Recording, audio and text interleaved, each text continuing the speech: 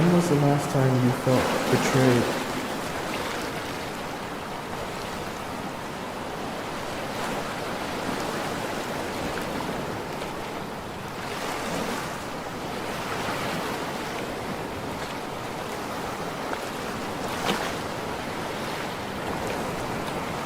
When was the last time you felt loved?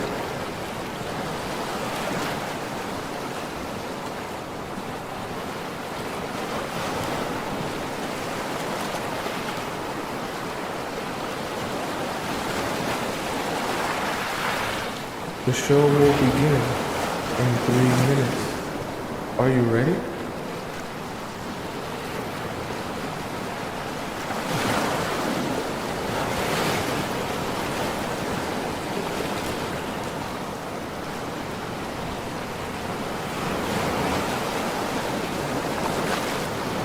What did it feel like to be in love?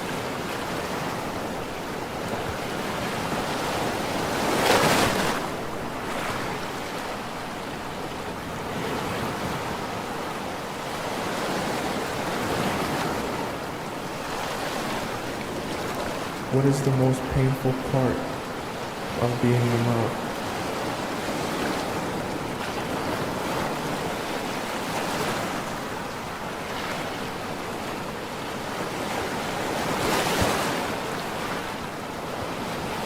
The show will begin in 2 minutes. Are you ready?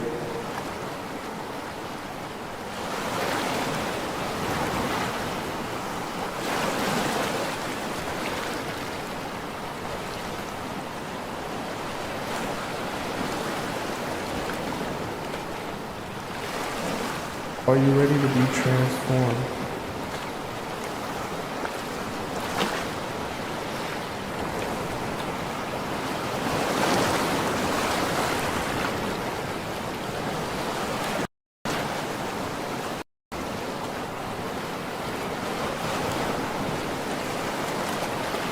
Are you ready to make a change?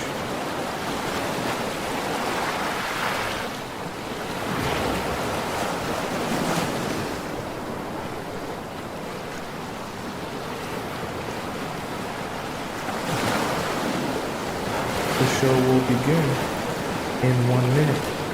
I hope you're ready.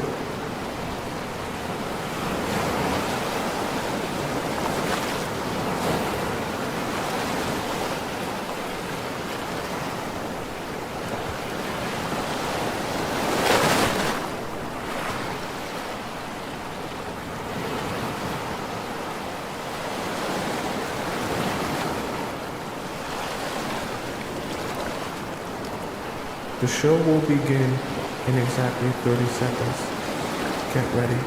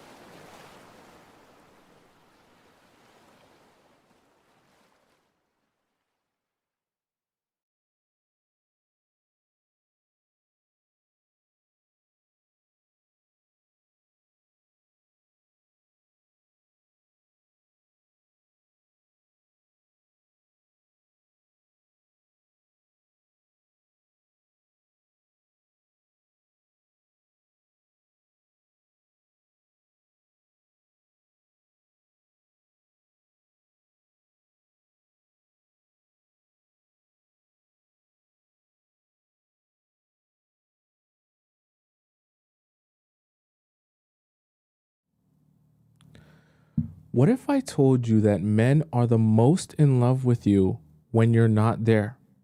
But what if I also told you that if you strategically use absence to your advantage, then you can get him to be head over heels in love with you without you even being around?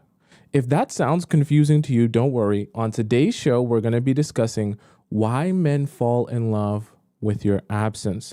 That way, you can use your understanding of this strategy to get the man that you want to be madly in love with you without you really having to lift a finger. Welcome to welcome to the Players Club. If you're paying attention to me and everyone else in the live stream, please say here present so I know you're here present and actively participating. How are you all doing on this Monday morning? It's so good to see all of you beautiful people. I was going to say see all of your beautiful faces, but I can't see your faces. I can just see your profile pictures. But it's almost like the same thing. You can see my face, okay? You like seeing my face? I hope, all right? How are you all doing today? Who we got up in the chat today? We got Tamara up in here. We got Daria up in here. We got Brisa up in here. Is here. Who else we got? Let me scroll up. We got Scotty here. We got Sharice here. We got Zyra here. We got SH is here. We got Mai here. Kiri here. Excuse me. Deidre is here. We got Aset here. Who we got over in the YouTube chat? Let me click over to the YouTube chat, see what we got over here. We got Jude here, Irina here. We got Tracy now as one of our amazing channel members. We got Deshaun. Who else we got? We got Valerie is here. Maria is here. Deshaun is Joanna, and Joanna is one of our channel members. Welcome, okay? And we got Pink is here as well. We got Vicky. We got Beatrix here. Nadia here. We got Ivy, our amazing channel member, and much. Oh, we got Henya, one of our channel members as well, and much more. Welcome all of you. And of course, we got Missy America holding us down in the YouTube chat as our moderator. And shout out to SH and Sharice holding us down as moderators in our TikTok chat. All right. Welcome all you beautiful people. It's so good to see you here. I'm so glad you're spending this time with me. Okay. How are you all doing? Now, let's address something first things first before we get started in the show. You know, I like to head into it. I want all of you guys to understand, okay, in this show, we are here. Of course, everyone is capable of sharing their own opinion. I want you guys to be open and honest about how you feel about things and share your opinion. We have conversation and constructive conversation to learn from each other, but I want us to keep it respectful, okay? I don't ever want us to be in a situation where we're in this chat and new people come in this chat and they're feeling uncomfortable for sharing their opinions, or even people that have been here feel uncomfortable for sharing their opinions. I want all of us, while we can share our opinions and perspective and viewpoints, to stay respectful towards each other and everyone else in both sides of the chat, okay? Because everyone's opinion deserves to be respected and everyone deserves to be treated with respect. I know we're here like every weekday, so it's very important that we create an environment where everyone feels respected and heard, okay? And if you're not following the rules, you will be disciplined by Missy America, okay? You will get sent to the principal's office. The principal is watching everything. So if you're not being respectful in the chat or you're going on tangents and saying crazy stuff, the principal, Missy America, you'll get sent to her office and she will deal with you. It will not be good if you got to go to the principal's office, okay? I'll just tell you that right now, all right? I'm going to tell you that for sure. So with that being said, let's get started with the show today. So first things first, in order for you to properly understand that I want you to understand, okay? I want you, sorry, my phone's doing a little thing. What I want you to understand is so powerful with absence. I know that this probably won't make a lot of sense to you because for you, a lot of times, this is kind of the divide here. So number one, I didn't even mention it. Number one is imagination. And part of why a lot of this will be a little bit confusing to you is because naturally to you, when you really like a guy, you're going to want to spend as much time with him as possible. So what happens a lot in your relationships, and this is where it kind of goes wrong, you project that same desire onto the guys that you're dating, because obviously you're assuming that if I like you and I want to spend every second of every day with you, then you probably feel the same about me. So you think if we're spending more time together, that means you're going to like me more. And if we're spending less time together, that means you're going to lose interest in me, because that's what works for you. You're a woman. Men are different though. And this is where a lot of you get confused and start, misunderstanding things and not understanding how guys work. Because a lot of times the guys will show you the most appreciation when you're not around, or when you're ready to walk away, or when you have walked away and you're wondering to yourself, why are you now all of a sudden so interested in me? Why are you now all of a sudden chasing after me? And why are you now all of a sudden ready to do all the things that I've been asking you for the entire time we were in a relationship? Now that I don't want to be in a relationship, now you want to do all of the important things that I was asking for. But here's the thing. Men are the exact opposite of you. And this is key information that I want you taking with you. We're going to have fun today. All right. It's Monday, but we're going to have fun today. We're going to do some drawing and sketching. But I want you to understand this concept in a whole at first, to understand exactly the opposite of how you like to grow your interest in someone you're dating is exactly how guys operate. Guys are the exact opposite. So you like to spend your time with people in order to grow your interest in them. Men are the exact opposite. When you spend time away from them, that's when they have an opportunity to grow their feelings in you. Now, I know this doesn't come natural to you because that's not the way you're wired. So that's why I'm going to do a whole bunch of breaking down and explaining. We're going to do some drawings and everything's going to make a little bit more sense to you. Okay. That's the whole purpose of today's show. So let's get started. You guys know today's a good day. So during the weekend, I went out, I made sure I fixed a lot of bugs, made sure to do a lot of stuff for all of you. So today we're going to get started with a amazing little drawing here on our whiteboard. We're going to hop right into our whiteboard section here. Oh, where did my look at this. Look how they be wanting to do me. Okay. Let's hop right into our whiteboard section here. Let me pull it up on my screen. Okay, there we go. All right. So I even had to buy a new pen, okay? Because the last pen that I had wasn't working. So we got a new pen here. And what we're gonna identify today, what we're gonna draw today, is we want to understand, what does imagination consist of, right? For men at least, okay? So what we want to understand with imagination and how it can be so powerful, and why I want you to utilize it to your advantage, because this has to do with the absence and why men love absence, and they grow fond of you during absence. So let's understand it like this. So you're going to have the guy here. Okay. So the guy that you like is right here. He's got, his hair, let's say his hairline's receding a little bit, he's got to get that fixed, maybe get him a little hair transplant. Okay. So your guy is here. Right? Long torso, short legs. And you are here. So this here, now I want you to understand there's going to be a very important distinction here. Okay. So this here is going to be the real you. Okay. Now I'm going to explain what I mean in a minute. Let's finish drawing you first.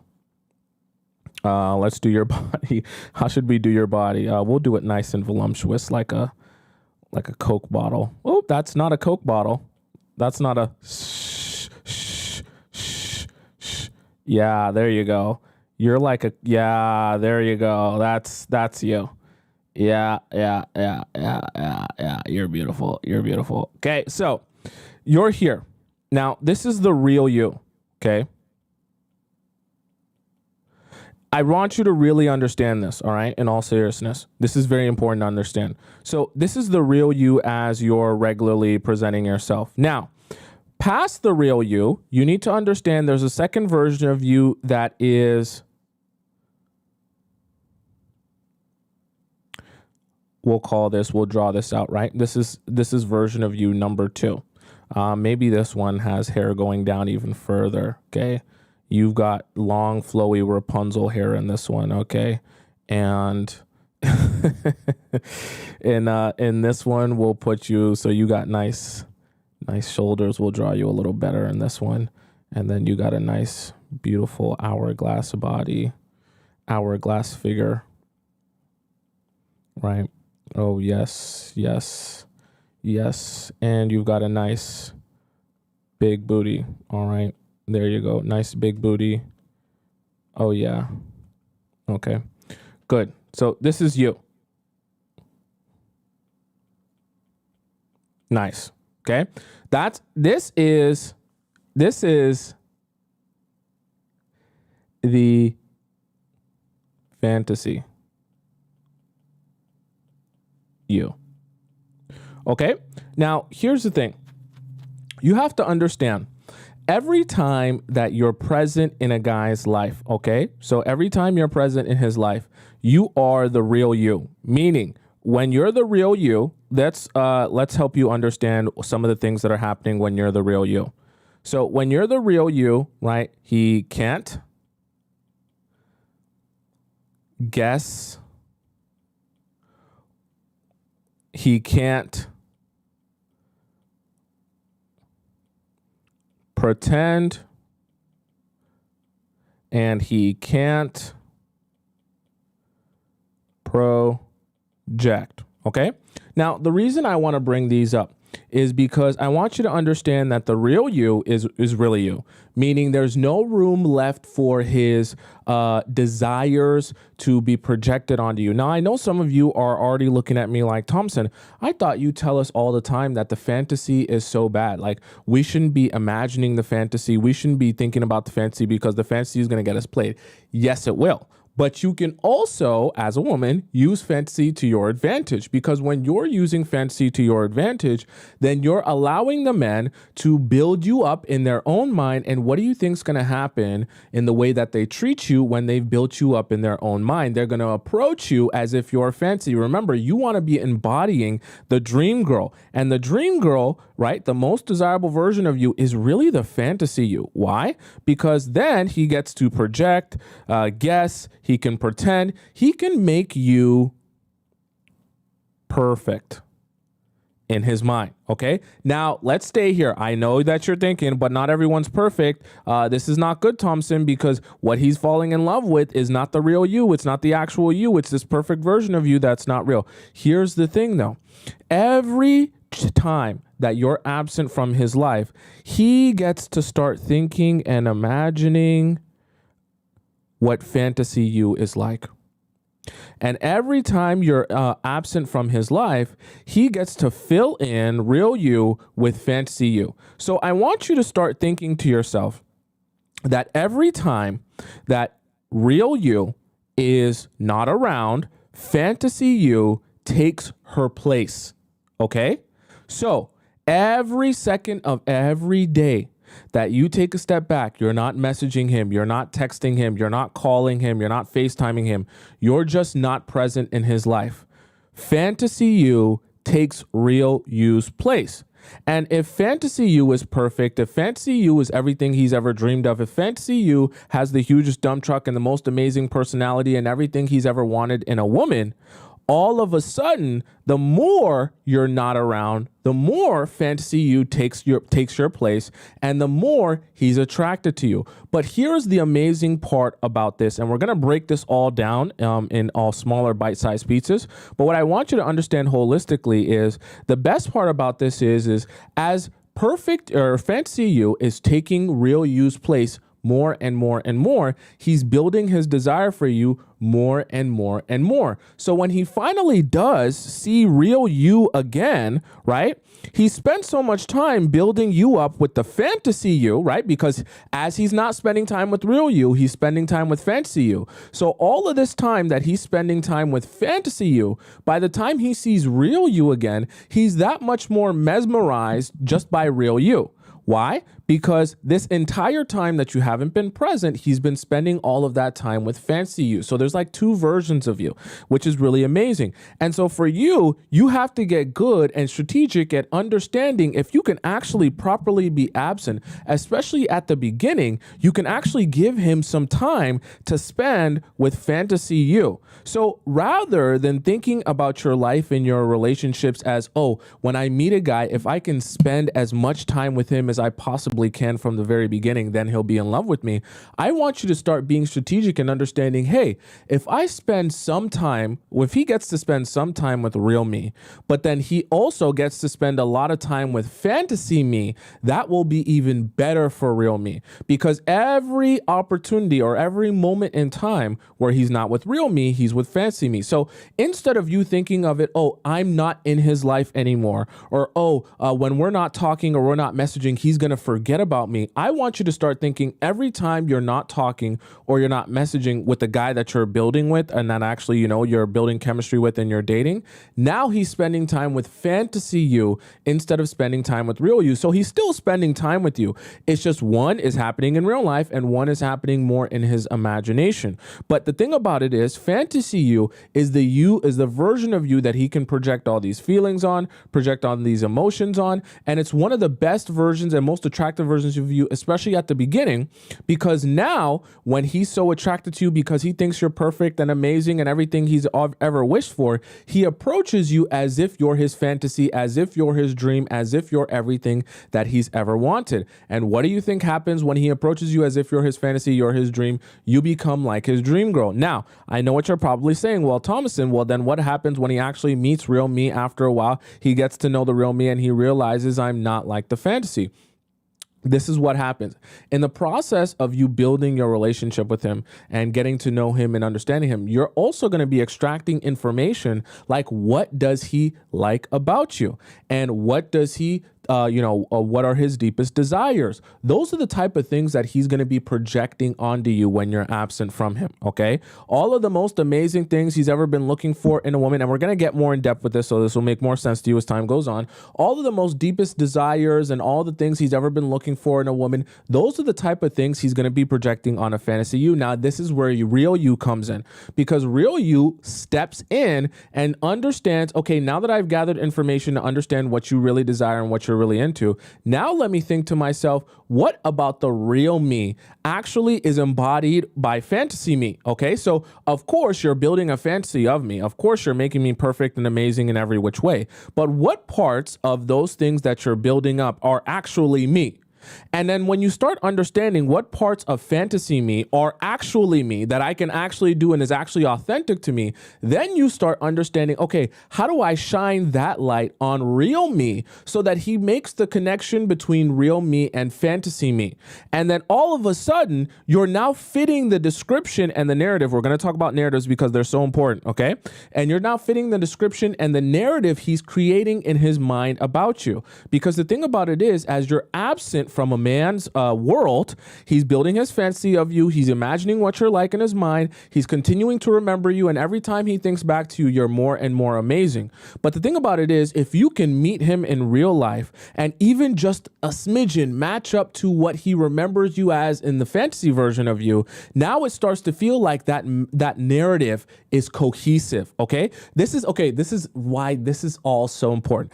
And I want you to remember the word narrative, because narrative is going to be like the key word of the day, because everything that's happening here when you're absent from a man is about narratives. And the specific narrative I'm talking about is not the one that you read in a book. It's the narratives that you create in your own mind, in your subconscious, that you then act on because you're in belief of that and because you want to confirm that narrative, and you have what's called confirmation bias. We're going to talk about all of that in a little bit. Okay, but what I first want you to understand is why the imagination for the men is so powerful. As they're seeing you and they're meeting you, right? And they're meeting the real you. Yes, the real you is amazing and you're awesome. But every time you're not there and you're not around, fantasy you is taking your place. Now, this is the really important part that I want you to understand and take in here.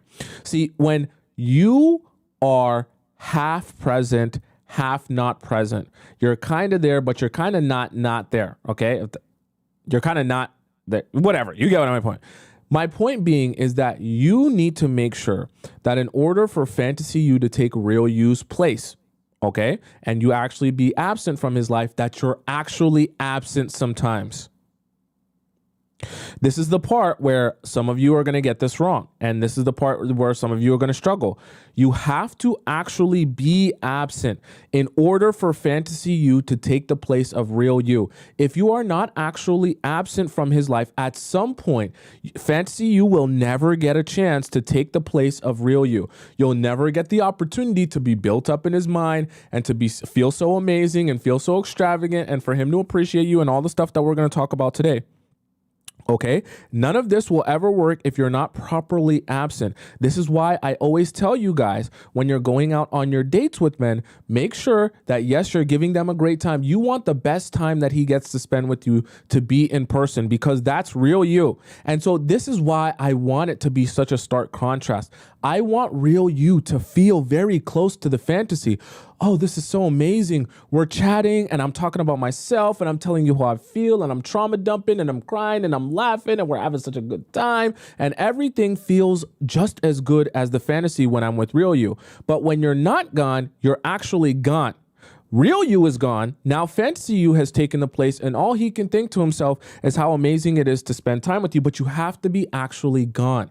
So you can't be Snapchatting him. You can't be texting him a whole bunch. You can't be calling him 24/7 and speaking to him. You want to give him some time, at least some time without you, so that fantasy you can take that place for a little bit. He can build you up in his mind again. He can create anticipation for the next time he's going to see real you, and boom, he finally gets the opportunity to see real you, and there's like an explosion. You want guys to be able to build and build anticipation for you all the time, okay? Someone says, but is this sustainable? Very sustainable, because whether you're in a relationship or you're in a marriage, you still want to give your partner, your man, moments to be away from you so that they can miss you a little bit. Remember that they like you and want to spend time with you, and then be ecstatic and hype and so happy to see you again, okay? That's part of the great reasons why they say you probably shouldn't be working with your husband or wife, okay?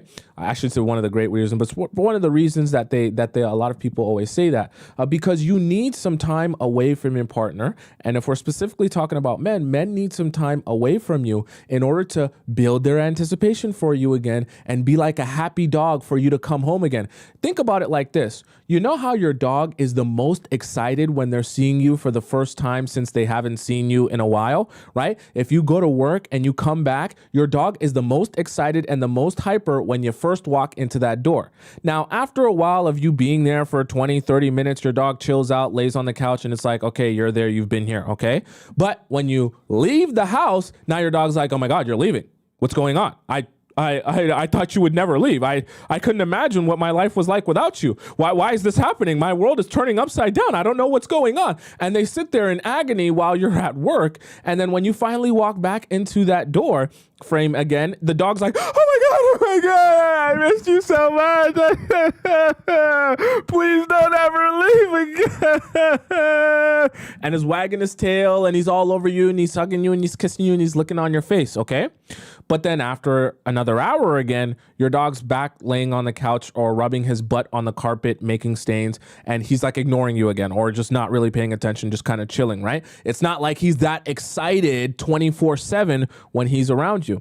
So I say that to help you understand that even in a long-term relationship, there still needs to be a period where real you gives him takes a break from him. Fantasy you gets to fill that space, and he gets to build his anticipation to see you again so that he can be like a dog with his tail wagging. Oh my God, you're back. You always need to be strategic about giving guys a break from you. Okay, not that you're a bad person, but in order to keep his desire going for you and his hunger going for you, you need to strategically know how to give guys a break from you so that they can build anticipation for you. And then when you're back in their life again, they're like, oh, yes, I was missing you all this time, okay? Right?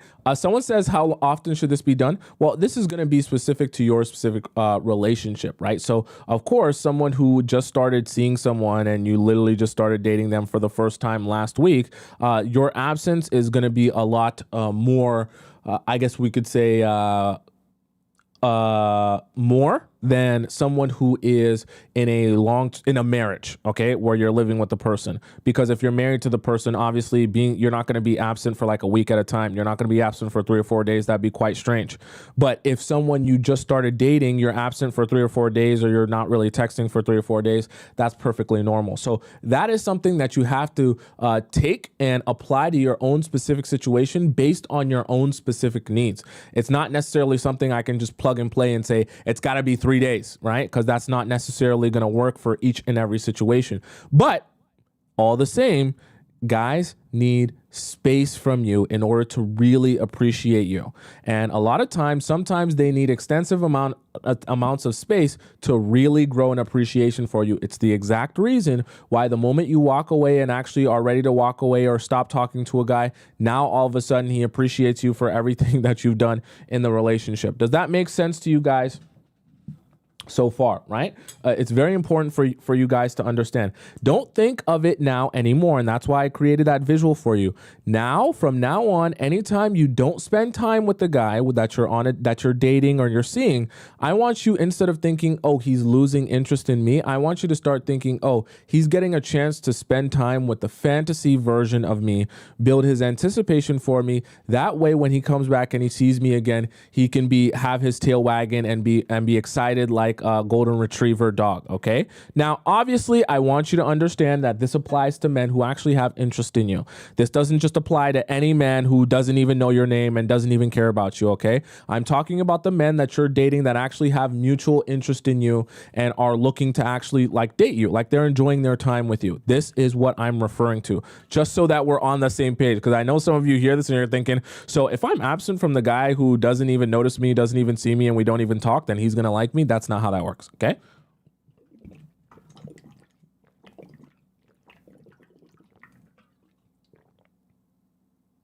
You guys see me spill that? I guess that's what I get for drinking water loud, right? Okay. So I hope that makes sense to you guys so far and why that's so important. Okay. So we first talked about the imagination. Now let's go to point number 2. Okay. Hopefully there's not too much water on me. Let's go to point number 2. So first was the imagination. Then number 2 is going to be appreciation. So you heard me mention this before. Now, this is the important part that I want you to take in about appreciation and why this is so great. See, when you take a step back, remember, now that you take a step back and he's not spending time with real you, he's spending time with fancy you. Here's the thing. Guys actually, and remember, you're actually giving him a break now when you're taking a step back. You're not taking a step back and you're still texting him and Snapchatting him and calling him every second of the day. You're actually absent from his life, that he can actually sit and think about what you were like when he was in his life, okay, when you were in his life. So the reason I say that is because this is such an important part of you being absent from men and why they grow their desire for you in your absence. Because when you're not in their life anymore, they have an actual moment of time, a sliver of time to appreciate what it was like to have you in their life. Okay. We're even going to discuss this a little bit more at the end, but I want you guys to understand this is where guys can grow their appreciation for you because they're able to actually see what their life is like when you're not there. They're actually able to like look around and be like, huh, it was fun talking to her. I enjoyed it. I was laughing. I felt so good. Now that I'm not talking to her, life's kind of dull. Things feel kind of gray. Things just aren't the same. And then what do you think they think after that? Maybe I should call her. Maybe I should message her. Maybe I should reach out to her. Maybe I should ask her on a date and spend some more time with her because I appreciate how I feel when I'm around her. I appreciate the joy she brings to my day. I appreciate the time that I spend with her. I appreciate her overall. And you see, guys only get an opportunity to get their wheels spinning like this when you're not there. Unfortunately, when you're there right in front of him, he doesn't have an opportunity to appreciate all of those aspects of you, and how amazing that you are. Why? Because you're there. It's very difficult, and this is what I need you to get and understand. It's very difficult for men to actually appreciate who you are as a person when you're right there. I know it sounds so horrible, and I know it sounds so selfish and so inconsiderate, because why can't they just appreciate you when you're there and you're doing the thing? Why do you have to be gone in order for them to appreciate you? I don't make the rules, but I can explain them to you. Okay. And what I want you to understand is for guys, that is when they have the chance to really understand what you are bringing into their life. Okay. All the good that you were doing for them, all the things that you did that no one else would do, all the amazing ways you treated them, how you make them feel, how you go out of your way for them, all the stuff that you were doing and bringing to the table. That is all the amazing and awesomeness that he can appreciate when you're finally not sitting right in front of him. Also, when you're finally not talking to him. And like I said, this is a mistake that some of you are making. You're not giving guys a chance to spend time with fantasy you. Because why? Real you is always there in some capacity, whether it be you're talking to him on the phone, you're FaceTiming him, you're Snapchatting him every second of the day, you're sending him memes, any sort of communication. You're always trying your best to communicate with him at every second of every day and never give him a chance to forget you, right? Because in your mind, you're thinking, and this is kind of the scare tactic that your own brain plays on you. In your mind, you're imagining, oh my God, if my man goes 2.5 hours without seeing my name pop up on his phone screen, he's literally going to forget my name. He's literally going to forget my existence. He's not going to remember that I'm the girl he likes if he doesn't see my name pop up on the top of his phone screen every 2 hours or every hour or every 5 minutes, right? And so it's a delusion, but it's a narrative. Remember, narrative is the key word of the day because narratives are powerful in both senses. It's a narrative that plays in your mind that you begin believing, oh my God, if I'm not present at every second, he's going to forget. If I'm not present in every way that he could possibly reach me and talk to me, then he's not going to be able to like me anymore or have interest in me, and he's going to lose interest. That might be how you work and how you're wired, but I want you to understand, if you want to be the most desirable version of yourself to men, you actually should take a step back so that they can properly appreciate you and think of you. Because as weird as it sounds, and this is part of appreciation, as weird as it sounds, I'm trying to think of a nicer way to explain this, but men are only thinking of you when you're not there. Because when you're there, there's nothing to think about. When you're actually gone, then there's actually something to think about. And I just want you to, I know that it sounds weird and it sounds strange and it doesn't make sense, but I just want you to remember, don't think of it as, oh, when you're gone, you're actually missing. Think of it as when you're gone, now he's spending time with the fantastical, amazing music video version of you. And that is an amazing person as well. And that is somebody perfectly shaped and figured with all the amazing character traits that he's looking for. And when he spends time with her, he has a great time and he's super energized and super excited. And when he sees real you again, his tail's wagging and he absolutely loves it because all this anticipation has been building up over all of this time. Okay, right? Does that make sense?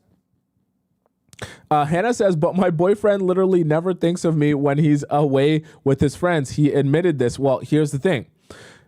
Each guy is going to have their own individual timeline or time frame in which this gets triggered. Trust me, I can assure you, Hannah, or any one of you who are thinking in your mind, no, there's no way that guy thinks of me. When he's not with me, he doesn't think of me at all.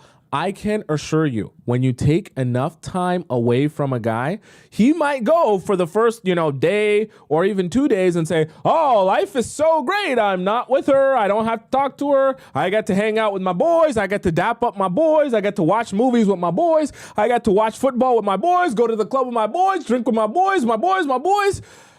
And then eventually it's like, oh, yeah, still with my boys. Yeah, boys, it's so awesome. Yeah. And then after a couple of weeks, it's like, okay, yeah, boys, out drinking again. Yeah, so are we ever going to talk about anything real? You think, I just feel like I feel a little bit soulless. I feel a little bit empty. Oh yeah, what am I? No, Casamigos 19. What am I doing? 1940. No, I said empty. I meant 1942. That's what I meant. I feel like I'm empty off the 1942, and I need more. And you have to understand, for all guys, there is a threshold that they'll reach where they begin saying, "Oh, life was great. Getting to do my own thing, but."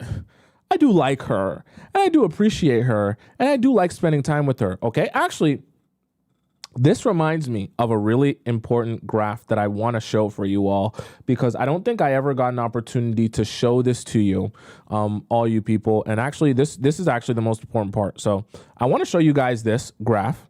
I'm going to draw it out for you guys live. I think I might have drawn it for you guys before, but this is a really important graph that I always want you guys to recognize for men and women. Well, we'll just draw it specifically for men so that you can understand. Because this will kind of make sense of why every time you're in a breakup that it seems to go the same way all the time. So let's look at the different aspects of a breakup here. So let's look at what a breakup is like for the men and what a breakup is like for the woman. Okay, so in these two different breakups here, we're gonna have two different graphs. So there's a graph here and there's a graph here. So for a lot of you, so on the side of the graph, we're going to have pain. Okay. And on the other side, we're going to have days. Okay. So for both graphs, that's what we're going to do. We're going to have days down here and we're going to have pain over here. So this means that as time is going on, right, the days are going like this. Okay. Ooh, what the hell? That was so weird. I'll put that like that, days. Okay. So as time is going on like this, right, the days are going like that, and the pain is going up like that, right? The days like that, and pain goes like this. So in this graph here, what you need to understand, and this is the difference, and the reason I want to draw you this graph is because this will help you understand why a lot of your breakups go very similarly. Because at the beginning, this is how your graph kind of goes. Your pain, right, starts, we'll even draw this up more, okay? So you guys can really see the drastic difference. So at the beginning, when you break up with a guy, so this is after, we'll even put this here. We'll say this is after a breakup. Okay. This is the breakup. So at the beginning, your pain level is like right around there. Okay. But here's the thing. For the guys, his pain level is like right around here. This is in day one. Right? Because you're sad about the breakup, right? You're like, oh my God, what am I going to do? We've been through so much. I've wasted years of my life. Now I'm this old. Where am I going to find another partner? We've been through all this. Now it's actually over. This is so horrifying. I can't believe this. You're over at your girlfriend's house. You're crying in your bed. You're super sad. You're wondering what's going on. You don't understand. You can't believe it, right? And this is like day one for you. Okay. Then after, a couple of weeks, you're still sad, you're still in pain, and you still, he's kind of feeling this going on, but it's not as much pain. Okay. And so you're kind of like here now, right?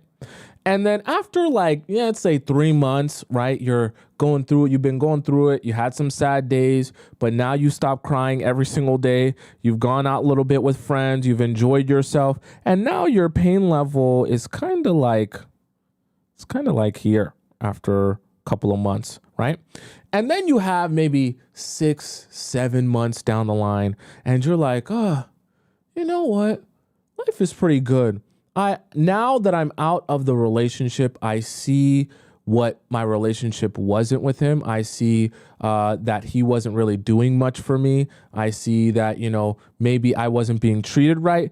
And so your level of pain after, let's say, 6 or 7 months is like all the way down here. And so your graph, right, if we make this like a graph, is like this, if you notice. Okay. Your graph, this is kind of called exponential I guess you could say, decrease. I was going to say exponential growth. So exponential decrease, where as time goes on, your pain decreases over the course of time. Now, obviously, it's not linear, because as the days are going on, now your pain is decreasing drastically each and every day, until you're like, you know what, I'm good now and I'm fine with the relationship being gone and I don't need him back. I don't want him anymore. I don't think of him. Now, for a lot of guys, and this is where the magic happens, where I want to actually join this with appreciation and help you understand why this is so important. So for guys, it's the exact opposite. So in the first few days, he's like, oh yeah, boys, we outside, we going to town, we going to drink, I'm free, I get to do what I want, bring on the Casamigos, bring on the Henny, bring on the 1942, where the hoes, where the thoughts, I need, play some Ice Spice, play some Glorilla, yo, we gotta get the baddest bees up in here, hit them up on this, right, and the boys are hyping each other up, let's go, we outside with it, boy, you free, boy, give me that, boy, you free, and they're all going crazy, okay, that's day one. Then weekend number 2, yeah, we still outside. It's crazy, yeah. He might smash a couple of girls. You know, he's going crazy. He's like, bro, y'all want you to see this crazy one that I smashed. Oh, you going crazy, bro. Then it's month number 3, right? So this is like week number 2, right? Right, and he's having fun. But then month number 3 comes, and, you know, month number 3 comes, and he's like, yeah, you know, the first few weeks were good, but I'm starting to wonder, you know, guys, you know, we go out a lot. Are there any other things that we could be doing other than just going out? I mean, going out is awesome, but like nothing else? Bro, what you talking about, bro? That's what we do. You tell me, are you gay? Like, you don't like smashing? Like, what are you talking about? Like, we go out, we have fun, we do the thing, and we, like, that's it. Like, what are you talking about? Yeah, I'm tripping, bro. I'm tripping, right? And like, let's say like 4 or 5 months goes by, right? And now he's like, I'm tired of going out, guys. Getting drunk is not it, bro. Like, I wake up every day, I got a hangover, and this is just, I just feel depressed. Like, I don't feel like me. And his boys are like, what do you, bro, I don't, like, I don't know what you're talking about, bro. Like, I mean, I get it. I feel bad for you, but like, all right, hit us up when you're ready to go out or something like that. Like, I don't know what to tell you. And then he's at home now on month number 6, and he's, you know, sitting at home on a Saturday night, and he's like, damn, what is life like, man? Like, I just feel like there's no meaning to this. Like, I'm just kind of sitting here on a Saturday night. I'm watching Netflix by myself, and this thing is really boring, okay? Then 6 months down the line, he goes out with his boys, and now after 6 months, he's drunk now, and he's like, I can't deal with this anymore. This is so boring. I'm talking to the same type of girls. They all use me. This is no fun. None of them really want to be with me. None of them are actually going to spend time with me. None of them even want to hear me talk. They just want me to take them out to Nobu. They just want me to take them here and do this for them. And none of these relationships are actually mean anything. And so what happens after month number 6, when you're finally feeling okay and you're doing all good? Month number 6 comes, and you've been getting better, and his pain has been going up and up and up every single day. And so what does he do? He calls you after month number 6. The moment you're like, actually, I've actually gotten over this, and I actually feel better about myself, and I actually am ready to move forward in life and meet new people, that's the exact moment he calls you, because your graphs are going inverse. So as time is going on, you're feeling better, you're getting better, and you're realizing why you shouldn't have even been in the relationship in the first place. And for him, as time is going on, his pain threshold is increasing, and subsequently his appreciation for who you were and what you were in his life is increasing over the course of time. So as that is increasing, he's getting an opportunity to say, no, I actually do want her. I want to be with her. I want to spend time with her. And all this stuff that I'm doing now is nothing in comparison to what I was experiencing, or the amazing feelings I was experiencing and having with her and around her. I would like to have that life back, and I don't want this life anymore where I get to do whatever I want whenever I want. And so that is when those guys call you and reach out to you, because now they're able to properly appreciate you. Now, excuse me. I'm not saying this to say to you that every guy that you ever meet is going to need 6 months in order to properly appreciate you.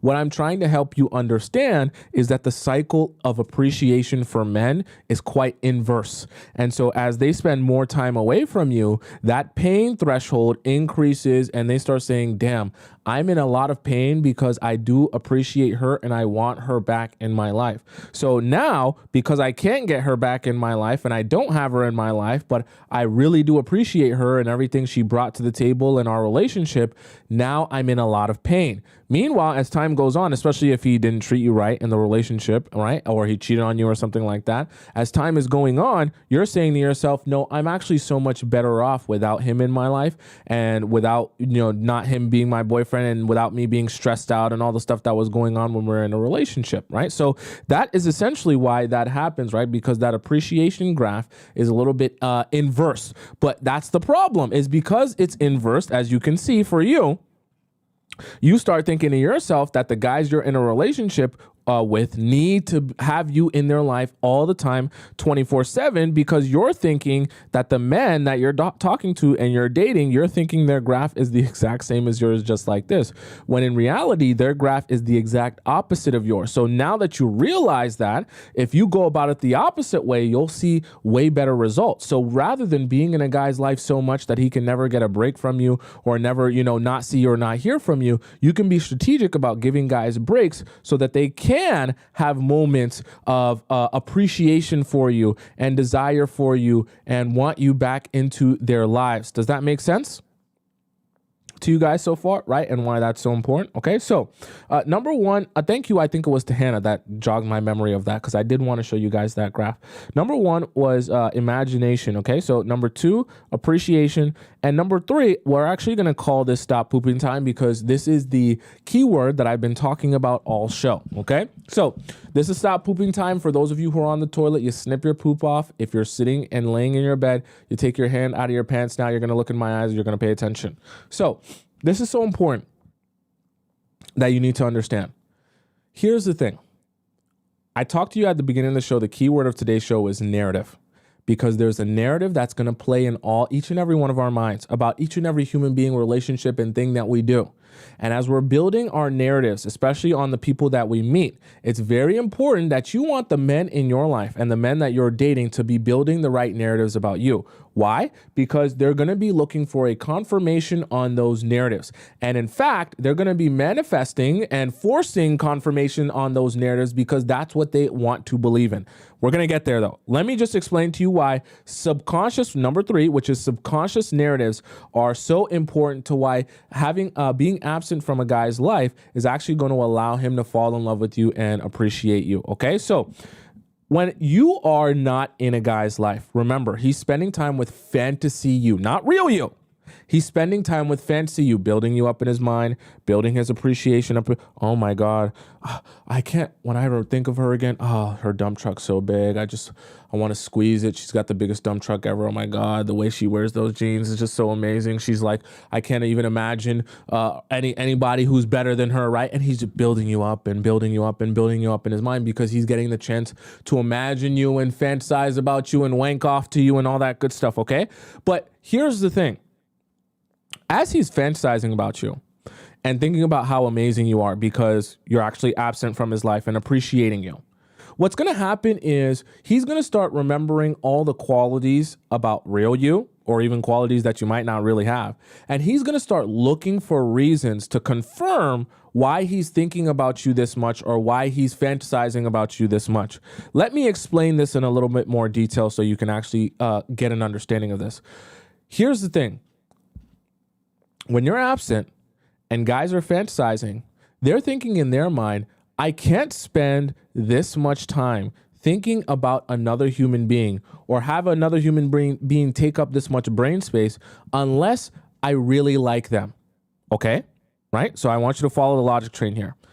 If I really like this person and I'm thinking about them all this time because I really like them, there must be specific qualities about her that make me really like her specifically, because he's going to start thinking, I don't fantasize about everyone. I don't think about everyone. I don't, spend this much time and brain power on one particular person with everyone. So that inherently must mean, this is the narrative that starts building, that inherently must mean that there is specific, unique qualities about her that are so much better or more amazing than all the other girls that are making me fantasize and think about her and spend all this time liking her way more than I like the other women in my life. Now, this is the really amazing part about that, and this is where I want to bring you to, because I want you to get a grasp of this.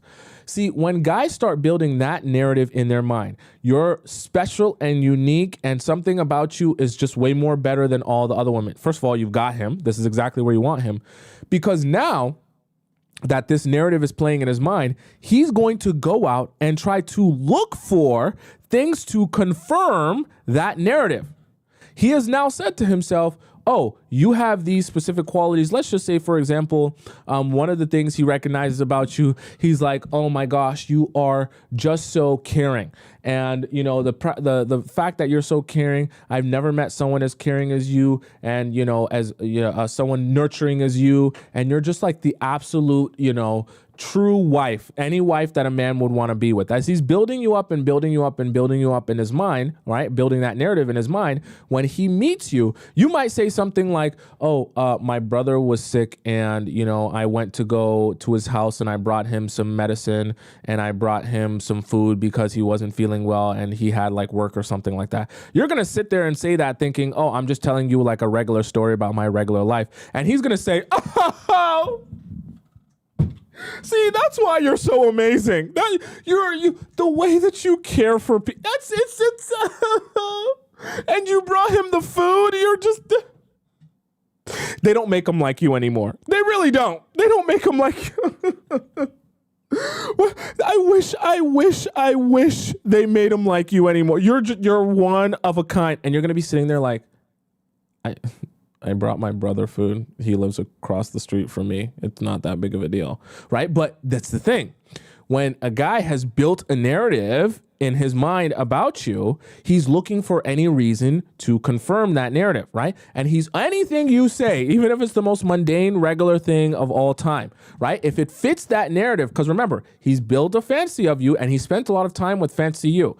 And when he spends a lot of time with fantasy you, he's building anticipation and he's building his idea of you, and all of these things of how amazing you are is coming to his brain, and he's imagining how amazing you are. But then when he actually spends time with real you, he's always going to be looking for, oh, yeah. So tell me how real you is just like the fantasy that I've been building of you, right? And so when you can start understanding what fantasy you consist of, anytime you do anything to confirm that same subconscious narrative, he's like, oh, perfect. That's perfectly in line. Because I was thinking you were so caring, and you're showing me why you're so caring, okay? It's the same thing, and this is where I want you to understand, because some of you might still be like, oh, Tomisin, I don't know if I really understand it. What do you really mean by that? This is the same idea of subconscious narrative building and how this can be so powerful. When you meet a guy and you like a guy, let's say you're building with the guy, you think he's really cute, you think he's really fine, you think he's someone that you could really take seriously, and you want this relationship with him to work. What's going to happen is, because you want to like this guy, right, that you met, that you think is really cute, that you really want to end up with, right, so far in dating him, you're going to subconsciously look for reasons to confirm the fact that he is the guy that you're looking for, even if those same things presented, those same qualities were in other guys that are chasing after you and messaging you every day that also have those same qualities, but you're not interested in being with those guys, right? So it doesn't matter to you that they have those same qualities, but because you want to be with this guy, you're looking for reasons to want to be with this guy. And actually, this perfectly segues into number 4, which we're going to discuss. Okay, so I'm going to continue this point. Someone just said it. Luciana just said it, which is point number 4. So we had imagination, appreciation, the subconscious narrative, and number 4, which is connected very closely to number 3. So I still want you paying attention, is confirmation bias. Okay? And confirmation bias is so powerful because once you build that subconscious narrative, you have to go out. This is like how the human brain works. You have to go out and look for you look for ways in which you can confirm the narrative that you have built in your mind, because you don't want to believe that you're wrong. You don't want to believe that the person you have been believing in, the person that you want to be with, the person that you're fascinated by and you really like, you want to believe that they're everything you imagine them to be. So you go out seeking confirmation that they are everything that you imagine them to be. But here's the problem. Because you're going out and seeking confirmation that person is who you imagine them to be, you start to look for any reason, even if it doesn't make sense, even if it's not really a big deal, to confirm that that is who they are and they are who you're looking for, and that's the reason you're fantasizing about them. So to help you kind of pull this together, for men, it's the same idea. See, when they build this narrative about you because they spend so much time with the fantasy of you, and they spend so much time anticipating you and building you up in their mind, when they finally spend time with the real you again, they're looking for the confirmation of all the supporting and subconscious narratives that they've been building in their mind in the process of getting some time away from you. And this is where it becomes really amazing, because I know at the beginning when I talked about a fantasy, some of you guys were like, well, what happens? Because now he's going to be falling in love with the fantasy and not really falling in love with the real me. But here's the thing. Funny enough, when a guy is looking for reasons to like you, even when you just are being you, he's going to be saying to himself, oh, yeah, I already liked you. So like the reasons I like you is because you do this, this, and that, and this, and that, and this, and that. But he was already looking for reasons to like you. So he just found reasons to like you in the things that you already do as a way of confirming the bias that already exists within the narrative that he's built in his mind about you. I know some of you are like, what? Okay, it's true. Okay. And so this is what ends up happening when you just be you. And you continue being you, if he actually likes you, I'm not talking about random guys, I'm not talking about love bombing. I'm talking about if he's actually building his interest in you and you're actually absent from him so that it allows him to build his continuous anticipation from you. When you just be you, it continues to confirm in his mind, oh, you just being you is exactly why you are so amazing. And you just don't understand. All these amazing qualities about you, this, and that, and this, and that, and this, and that, is what makes you so much better than all the other people. And you're thinking in your mind, I'm just being myself. Okay. It's the same reason. Okay. This is where I want you to kind of get a grasp of it, because some of you guys are like, I don't get it. I don't get it. It's the same reason why the guys that you don't like, don't pay any attention to, don't do nothing for. You just sit there and be yourself. And they're sitting there confessing to you how amazing you are for sitting there and being yourself.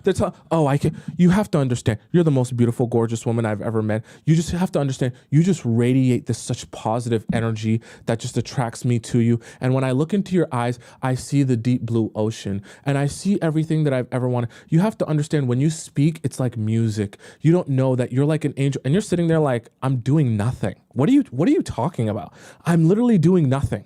And those guys are they're looking for anything to confirm the narrative that you are the most amazing angelic figure they've ever met. And that is exactly what happens when a guy is like super into you, right? They're already looking for reasons to confirm why you're the most amazing thing since sliced bread. So as you continue doing nothing and being you, you'll be shocked because they continue believing in the idea that you're the most amazing thing since sliced bread. Okay, right? And I want you guys to understand that even though the example I gave was extreme and that's more like love bombing, I want you to understand that the idea and the concept still exists. When a guy wants to like you because he spent so much time away from you that he's begin appreciating you and fantasizing about you and building you up in his mind, and you come on that date, you make him feel good, and you guys ask questions, and you guys have a good conversation, he's already looking for reasons to like you. And so at that point, all you have to do is focus on gathering your information,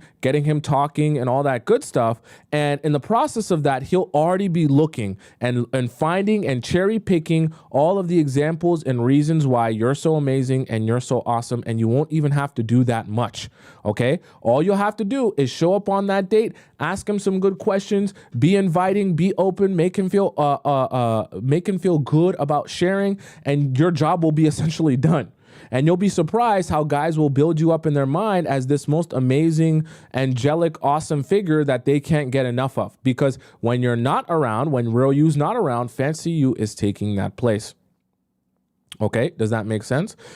Gloria says, or they're flattering you just to get under your skirt. Well, love bombing is different from what I'm discussing, okay? I'm talking about the more subtle way in which their interest is going to create a narrative that they want to believe in. And so because they want to believe in that narrative, they're going to look for ways to confirm that narrative, right? It's the same thing like I mentioned to you guys earlier when I was giving you the inverse example, that when you like a guy and you really want this to work, anything he does, even if it's mundane, you're automatically going to be thinking, oh, this is reasons why I should date this guy because he does this and he does that. Meanwhile, if the guy that you didn't like was doing that exact same thing, you wouldn't even notice it because you're not looking for reasons to confirm to yourself that, yeah, you're the guy that I'm looking for. But when you're already looking for reasons to confirm that narrative, you're going to be cherry picking every single little piece of evidence. Oh, I should be with him because of that. I should be with him because of that. And he does this and he does that. Meanwhile, when you don't like a guy, you're going to be looking for all the reasons to not be with him, to confirm that narrative. Are you following what I'm saying? So it kind of works both ways. When you don't want to like someone or you don't want to be with them, you're always going to be looking for confirmation on that, supporting on that narrative, okay? Reasons why I shouldn't be with you. When you want to be with someone and you want to end up in a relationship with them, you're always going to be looking for reasons to support that narrative. Are you following what I'm saying? Right? So very important. Number one was imagination. Number two, appreciation. Number three, subconscious narratives, subconscious narratives. Number four, confirmation bias. And number five,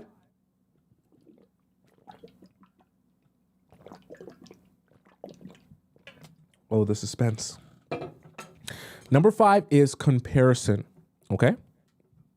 Now, like I mentioned with appreciation and how guys will appreciate you more as time goes on because you're able to be absent from their lives. This is the thing. You have to understand comparison. Some people say comparison is the thief of joy, but comparison in this case is so powerful for you. You need to give men an opportunity to compare what their life was like with you versus what their life is like without you. You have to. And on a consistent basis, you have to remind men how amazing their life is with you by reminding them how horrible their life is without you. I know that this sounds toxic. I know that this sounds like, why do we have to do this as human beings? Because I should just be able to spend every second of every day with my partner and they love me all the same. But unfortunately, this is the psychology of men. The only way they can appreciate you, love you, desire you more, and want to be with you more is when they can directly compare the black with the white, directly compare what their life was like with you versus what their life was like without you. They cannot understand how amazing you are, what you bring to the table, how big your dump truck is, how, radiant your smile is, how angelic of a figure you are when you are always present 24/7. They can only recognize that when they can compare what it was like to be around you and spend time with you when they are not around you and not spending time with you. And you have to allow the men in your life, even the ones that you really like, the space to compare their lives. When they are able to compare their lives and they can see clearly how amazing their life is with you and how horrible it is without you, that's when they reach out to you. That's when they say, oh, I want you back, or I want you in my life, or I want to appreciate you, or I want to tell you how much I care about you, or this or that, right? That's when they get all lovey-dovey. Okay? That's when they start writing you letters. That's when they start, telling you that you're the most beautiful woman in the tallest tower and all that stuff that they talked about in your Cinderella stories and your Disney princess movies, right? Like when guys aren't able to have you in their life, that's when they're able to miss you. That's when they're able to want to come to you. That's when they're able to think about you. That's when they're able to be fascinated by you and imagine you and spend some time with the fantasy of you. And that's so exhilarating for men. And here's the thing. You want men to be exhilarated by the fantasy of you. Why? Simply because it allows him to be hungry enough to see you more, to spend more time with you. And remember, while yes, fantasy for you is bad because you need to be gathering information and you're letting men into you and into your life and into your spirit. For you, a fantasy is good because a fantasy keeps those men in your life that you're dating hungry enough that they want to keep pursuing you. Now, of course, in the process of them pursuing you, you want to determine who's the right person for you because some men that are hungry for you aren't going to be treating you right, or they just might not be the partner that you're looking for. But the men that you are dating, you want to keep them on the hunt. You don't want ever want the men in your life to be satisfied with the time they spent with you, or to feel like, I would rather spend less time with her. I would rather, maybe take a little bit of a break from her. You always want the men that you're dating to be on the offensive with you. All right. Not on the defensive with you. Okay. Someone said how to do that with an avoidant. Well, here's the really painful part. Even with an avoidant, you kind of have to avoid the avoidant. And I know that sounds really painful, but the worst thing the worst thing you can ever do with someone who is an avoidant is try to force them to not be an avoidant, because that's what every single person tries to do. And as soon as you try to do that, you will always lose, because avoidants are really, really sensitive to when they're being, smothered. And as soon as they feel smothered, they pull back even more. So the worst thing you can do with an avoidant in this scenario is to try to be like, oh, well, I was trying to be absent from you, but now this is too long. Now we got to talk again. That's the worst thing you can do. Okay. Because you're never going to force an avoidant to be not avoidant because it's too much time for you. The best thing you can do with an avoidant is to give them even more space than they asked for, to the point where they're like, okay, this is a little bit much. Come on. Like, I know I said I needed space, but I didn't mean like a week. Come on. Come on. Let's go out. I didn't want it to be a week. You gotta let the avoidance come to you. That's the only way to do it. And I'm telling you this as an avoidant. I'm avoidant. Okay. So I'm telling you this as an avoidant. The best way to deal with avoidance is to give them more than enough space and let them come to you. The worst thing you can do is smother them, because they're hypersensitive to that. And as soon as you smother them, they will take a step back, okay, from you. Does that make sense? Okay. So, do you guys all have any questions about the 5 we just discussed? So imagination was number 1, appreciation number 2, the subconscious narratives number 3, confirmation bias number 4, and comparison number 5. All right. Let's go into some of our donations. We got a lot of donations in the YouTube chat. You guys are very generous today, so I want to make sure we cover all our bases here. So Tashlaw donated $20, 20 euros, sorry, in the YouTube chat. She says, grateful for your thoughts on how this all works in a long term marriage. So like I said earlier to, I think it was Hannah, Tosh, I'll say to you, you have to understand this applies the same thing in a marriage. In a marriage, even though you're living together and you're seeing each other every day, this is where you got to start being creative and strategic about giving your man time away from you. So this is how kind of everything works together. So all these points that we talk about in the Players Club, they all kind of jumble together to make the same really good soup, okay? Attractive, desirable soup. And so what I mean by that is, how I always talk about having your hobbies and your passions and the things for yourself? This is the time when, even when you're married, that you figure out how to spend some time away from your partner, doing those things that are really important to you, that you're passionate about, that you enjoy, that you can actually spend that time not with your husband, okay? Not that, you should hate your husband and never want to spend time with him, but you have to give him a break from you, that he can actually have you return from something or somewhere and be excited or anticipate your return from something or somewhere. You don't want your life to become where you're sitting there waiting for him hand and foot all day, every day, and he never gets an opportunity to anticipate seeing you again. So when you have your hobbies or your passions, the things that take you outside of your house or the things that take you away from him, maybe spending time with friends, going here, going there, doesn't have to be going to the club, could be just spending your time doing anything else other than sitting and being with him all the time. Even things that just take you away mentally. This gives him the opportunity to anticipate you coming back into his life emotionally and physically, or physically in terms of you walking through that door. Remember, like I gave it with you guys in the analogy of the dog, right? The dog only starts wagging his tail and is really excited when you've been gone for a period of time. Okay. But the dog can't be excited about you when you're right there present. You have to actually walk out of that door, let the dog recognize that you're gone, feel like, damn, I love my life when my owner is here, and I wish she was here again. And then when you walk through that door, it's excitement, it's a rush, it's electricity, right?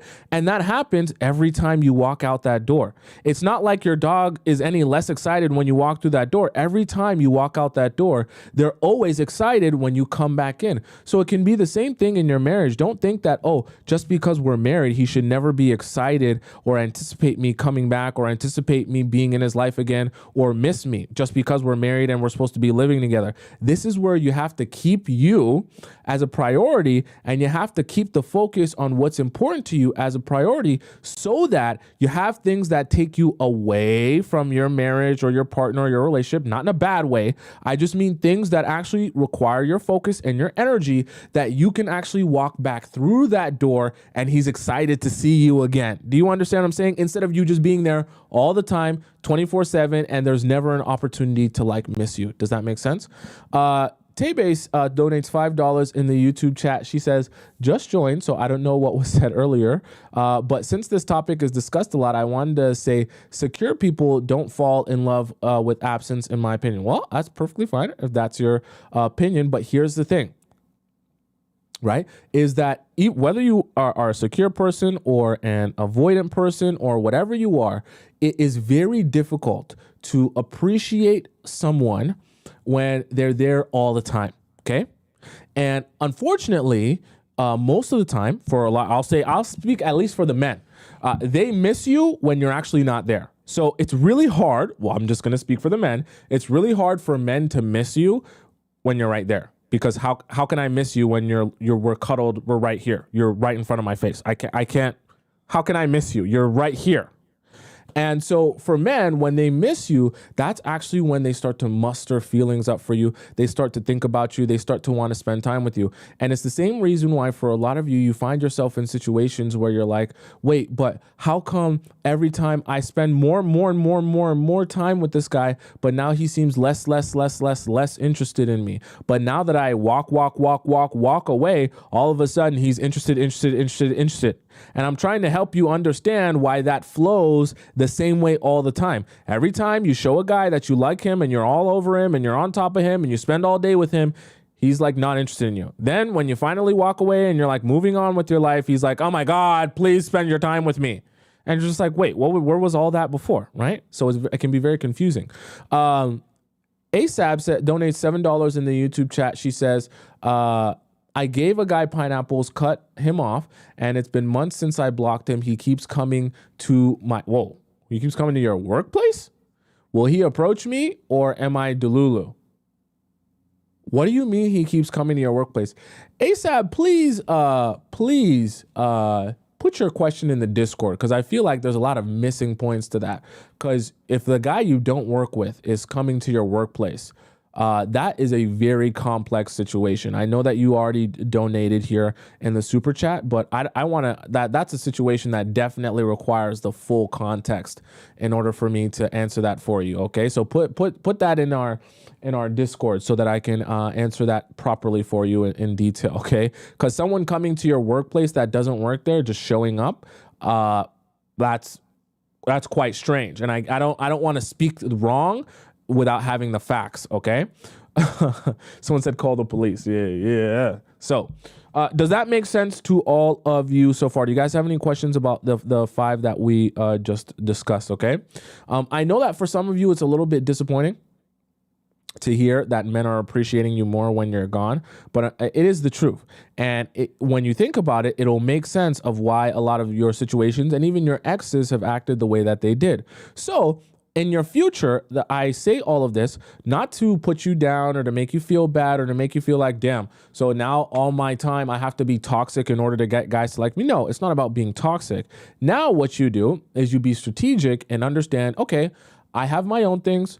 And I'm going to make sure that even when I date a guy, I spend some time doing my own things. And when I'm doing my own things, I will subsequently be absent from my relationship with that guy. And when I'm absent from my relationship with that guy, he will miss me, he'll appreciate me more, and he'll be excited when I come back into his life. So I'll still get to keep me first, keep me a priority, do the things that I enjoy doing. And in the process of that, I'm actually becoming more desirable to the man that I want to be with. So it becomes a win-win for you, okay? And it doesn't have to come from a toxic place where you're saying, I'm purposely ignoring you this whole time so that you can actually have some space to miss me. That's not what it's about. It's about understanding if you keep you a priority, you will always end up being more desirable to people because then they'll have some time away from you that they can miss you, want to spend more time with you, want to be around you more, and everything kind of works together. Because as you build and invest more in yourself, even in your relationship, you continue to be desirable to that person. And then you also feel more confident in yourself because when you look in the mirror, you've invested in yourself. So you feel good about you. That confidence also makes you more attractive. And the fact that you've given them some time away from you makes you more desirable and attractive to them. So it's like a snowball effect that just works on top of itself. And now all of a sudden he can't get enough of you and he wants to spend every day with you. Okay. Then the next challenge comes in, which is pacing him in the relationship, which is probably one we might have to have a whole show on. Okay. How to properly pace guys in a relationship so that you can get what you want without ever finding yourself in a position where now he's bored of you or uninterested in you, okay? Jazz says it's called strategy, not toxic or manipulative. I agree, okay? And that's what I want all of you to understand is that what we do here in the Players Club is I try to give you a man's perspective and help you build strategy so that you can see the results that you want to see in your relationships, okay? Because I want you to have the guys head over heels in love with you, obsessed with you, chasing after you with their tongues out and, all that good stuff. But there is a strategy to that, and there's a reason why some women get that treatment from men, that energy from men, and some women find it difficult or a struggle to get that type of treatment from men, okay? Parlen says, do you want donations on YouTube or TikTok? I believe that YouTube is an easier place to donate just because I think TikTok is harder to donate, I believe. I don't know. So I guess if I had to choose one, probably YouTube. But I do see some people donated like 11 coins. I think 11 coins. I think coins is like in cents, right? So thank you for the coins on YouTube, on TikTok. And thank you for the donations as well on YouTube. Thank you for all of you that donate, no matter how big or small. It's not about the size of the donation, okay? It's the thought that counts. So yeah, I appreciate all of you. Now, it's time for us to hop into our next segment, okay? Time for us to hop into our next segment, which is our reaction segment. Someone said, how do I donate? You can do it on TikTok or you can do it on YouTube, okay? My YouTube is just my name on top. Oh, sorry, I didn't tell you guys. My YouTube is just my name on top there. It's on the top right corner of the screen. It's Tomisin Atobatele, or you can just type in my first name. And I'm live on YouTube at the same time as I'm live on TikTok, for those of you who don't know, because I know there's like 900 people in our TikTok chat, okay? So for those of you guys who are new here, you just go onto my YouTube and you can watch the stream from there as well, because I'm live on YouTube same time as TikTok. In case you want to rewind it or you missed some parts or you came late, because I know some of you want to get the points as well, okay? And you don't want to miss the points. So spam up your headphone emojis in the chat. Spam up your camera emojis in the chat. Spam up your baby oil emojis in the chat. We're about to get into our reaction time of the show. The reaction time of the show. The reaction time of the show. Let's go. It's reaction time of the show. Let's go. Reaction time of the show. Let's go. All right. Let's hop right into it here. Let's not waste any more time. Okay, so we got some very, very interesting stuff to react to today because over the weekend, you guys have sent me some really, really great stuff, and I love it. Okay, I love it. And by the way, if you guys want to send me something to react to, you got multiple ways to do that. You can either mention me on TikTok. Okay, just at me on TikTok. And I'll, if I can see it, I'll put it in there. You can send me a message on Instagram, although it's my DMs. I have a lot of DMs. Okay, I won't lie to you guys. So it's hard for me to see it on DMs. But you can also, a better way to do that is by putting it in our Players Club Discord, which is available in the link in my bio on TikTok or the link in my description on YouTube. And when you get up to the Discord, you can put it in Tomisin Reacts, and I pull some from there as well. Okay. Thank you to all of you guys who are donating as well. Appreciate you. Okay, let's get started. I want us to watch first one together because someone sent this to me. I didn't watch the whole thing, but I was like, this is going to be such a great topic for us to discuss. I don't know if any of you have seen this video yet. Okay. But if you have, you know where this is going. But I want us to react to this video because oh boy. We're gonna have a conversation about this, okay? This is very serious. All right, let's go with this. Let's start it off. I don't even want to give it an introduction.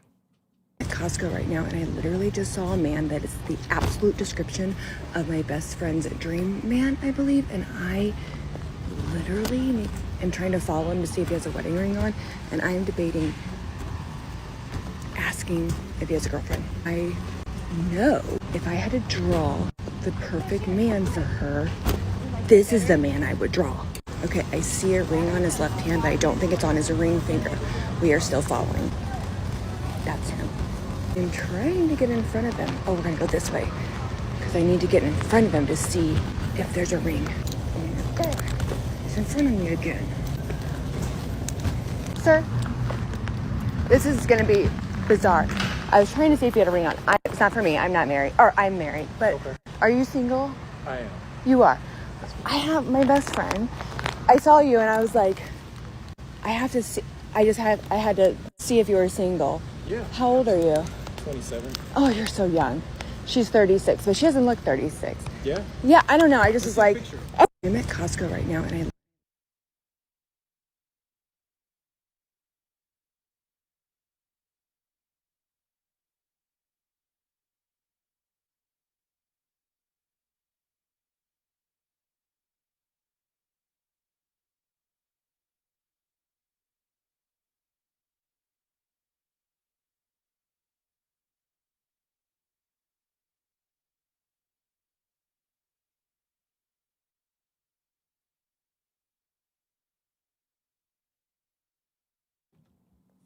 Sorry, I had no sound. Sorry, I apologize for that.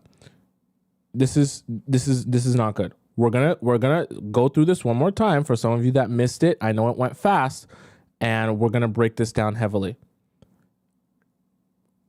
She saw a guy in Costco that she thought was perfectly her man's type, and in the process of him seeing him, she goes up to him and says, "Yo, you'll be perfect for my friend." Da, da, da, da.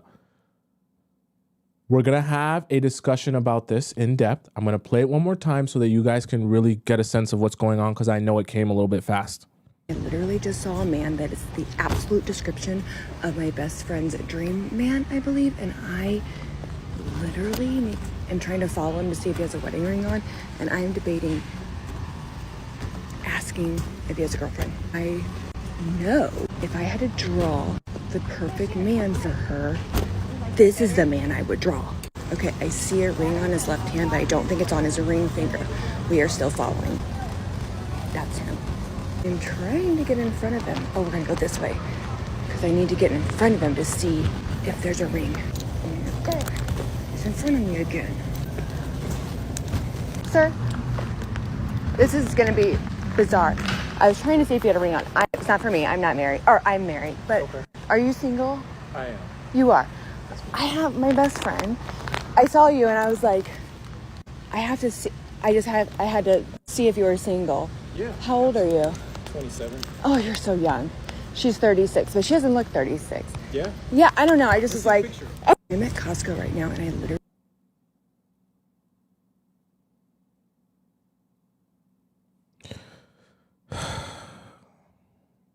Look, I know that she means well. Okay? I know that she's trying to be a good friend to her friend.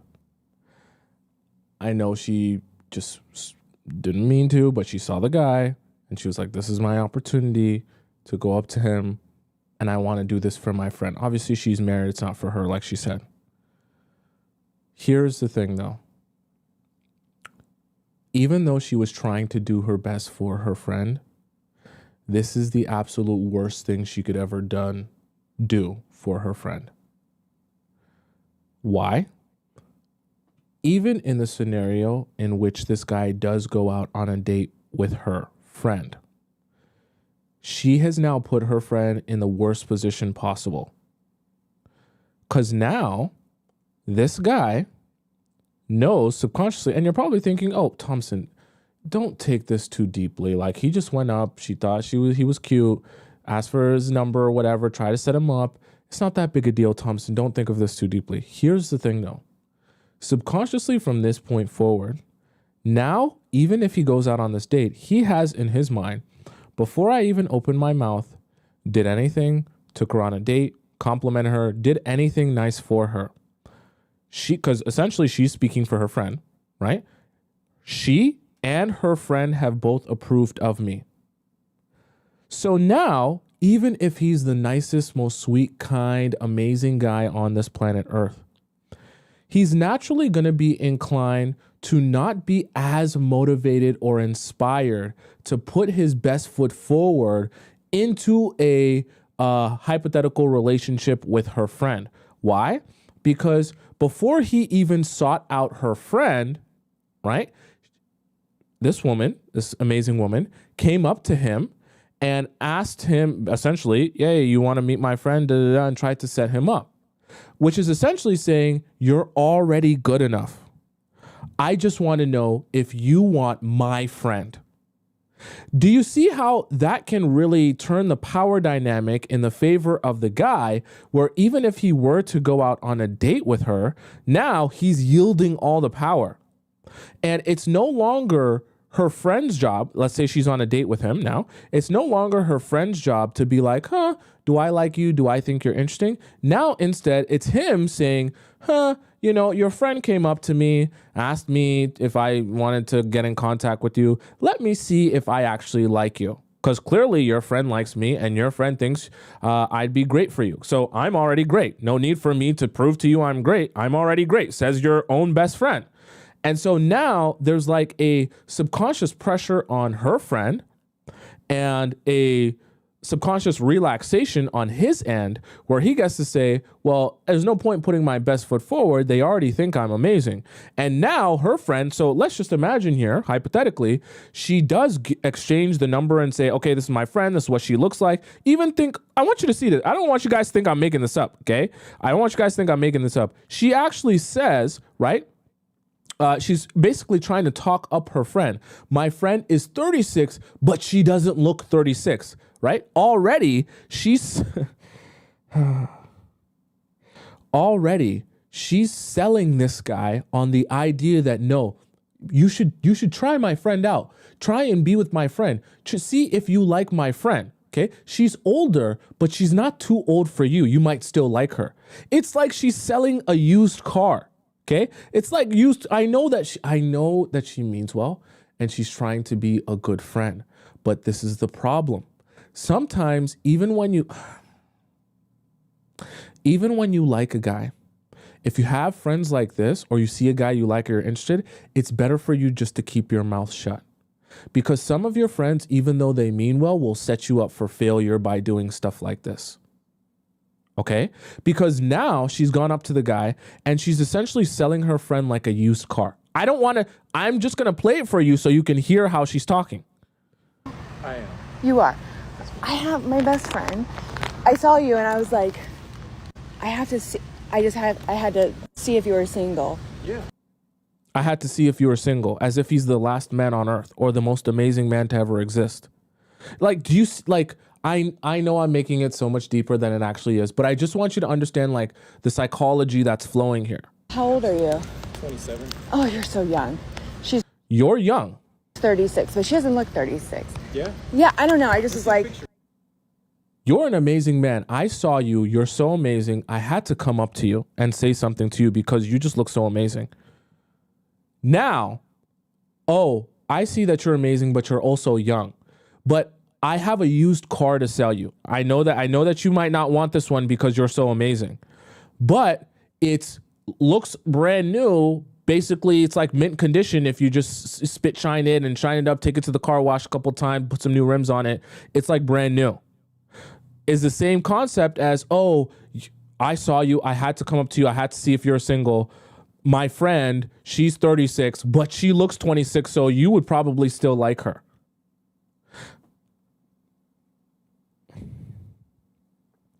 It puts her in a really bad position.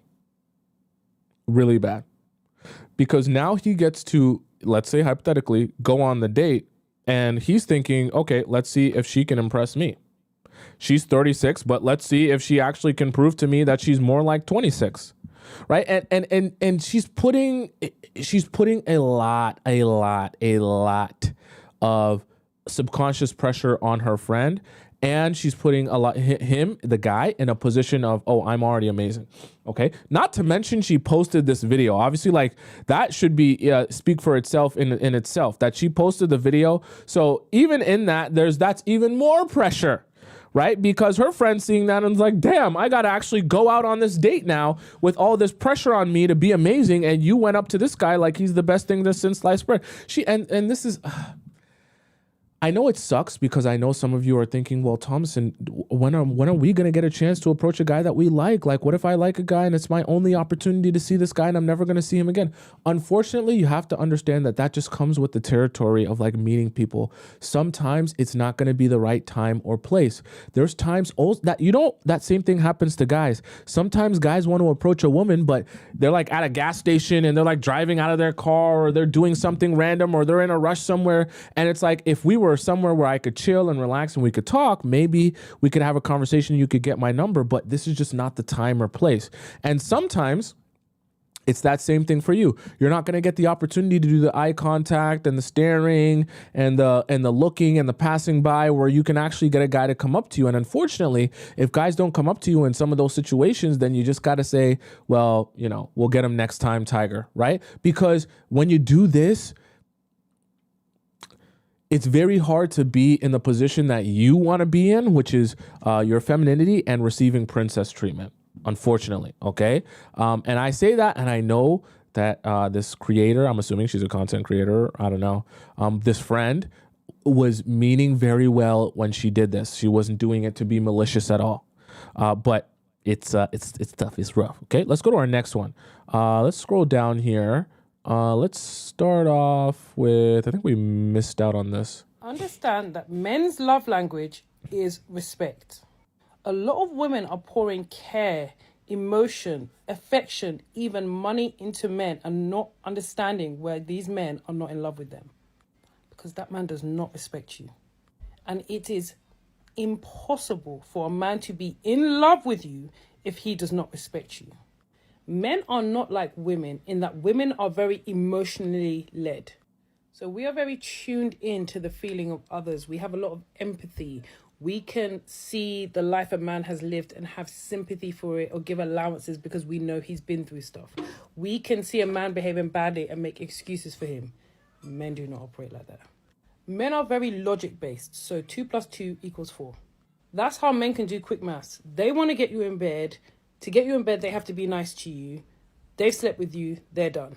Women cannot fathom that because we think, oh, he has to like us. I like him. He likes me back. We're building. Not understanding that men, eye on the prize. The prize is the sex. Everything else is just part of the equation. And once they've got the prize, that's it, done. All strings cut. Women really struggle with that. The reality is, and I'm sure men will try to argue with me, but men always respect women just a little bit less or more than they respect men. And I think a big part of that is, yes, the patriarchy and the misogynistic way that society is set up. Definitely, I'm so sorry, man, you're not going to like it, but that is true. It's a very unconscious bias. But also another part of it is just that they understand men. They can relate to men level to level, whereas women are, because we're so different to them, they just don't really understand us. And because they don't really understand us, we can seem very illogical to them. And also with women, I'm sorry, we just all fall for the same old tricks time and time and time again. Like, we literally go through the same dating cycles with men. A man will use us, we'll cry, he'll go on to the next woman. Men will use us, cry. And it just happens over and over again, wrapped up in different wrapping paper, but the same result is always the same. A woman gets used by a man in a way that men think is very obvious, and they're looking at the woman like, can't you see what's going on? So women will do things like sleep with men quickly. And I get it's tough for women because men will encourage you to sleep with them or even trick you, you know, by making it seem like it's more and they want something more, but ultimately they just want to get you in bed. But at some level, men do think, they won't say it because obviously it goes against their desires, but they do think, just stop sleeping with us. Men, no, when I say stop sleeping with these men get so agitated in my comments because they know full good and well you're supposed to stop sleeping with them. You're not supposed to let a man who you want sleep with you easy. And if you don't believe me, I have so many videos on my page about why body count doesn't matter. And go in those comments and see what those men are saying. They do not respect women who sleep around. And women, we can sleep around by accident, because if you fall for one man's tricks and you sleep with him quickly, then you fall for the next man's tricks and you sleep with him quickly.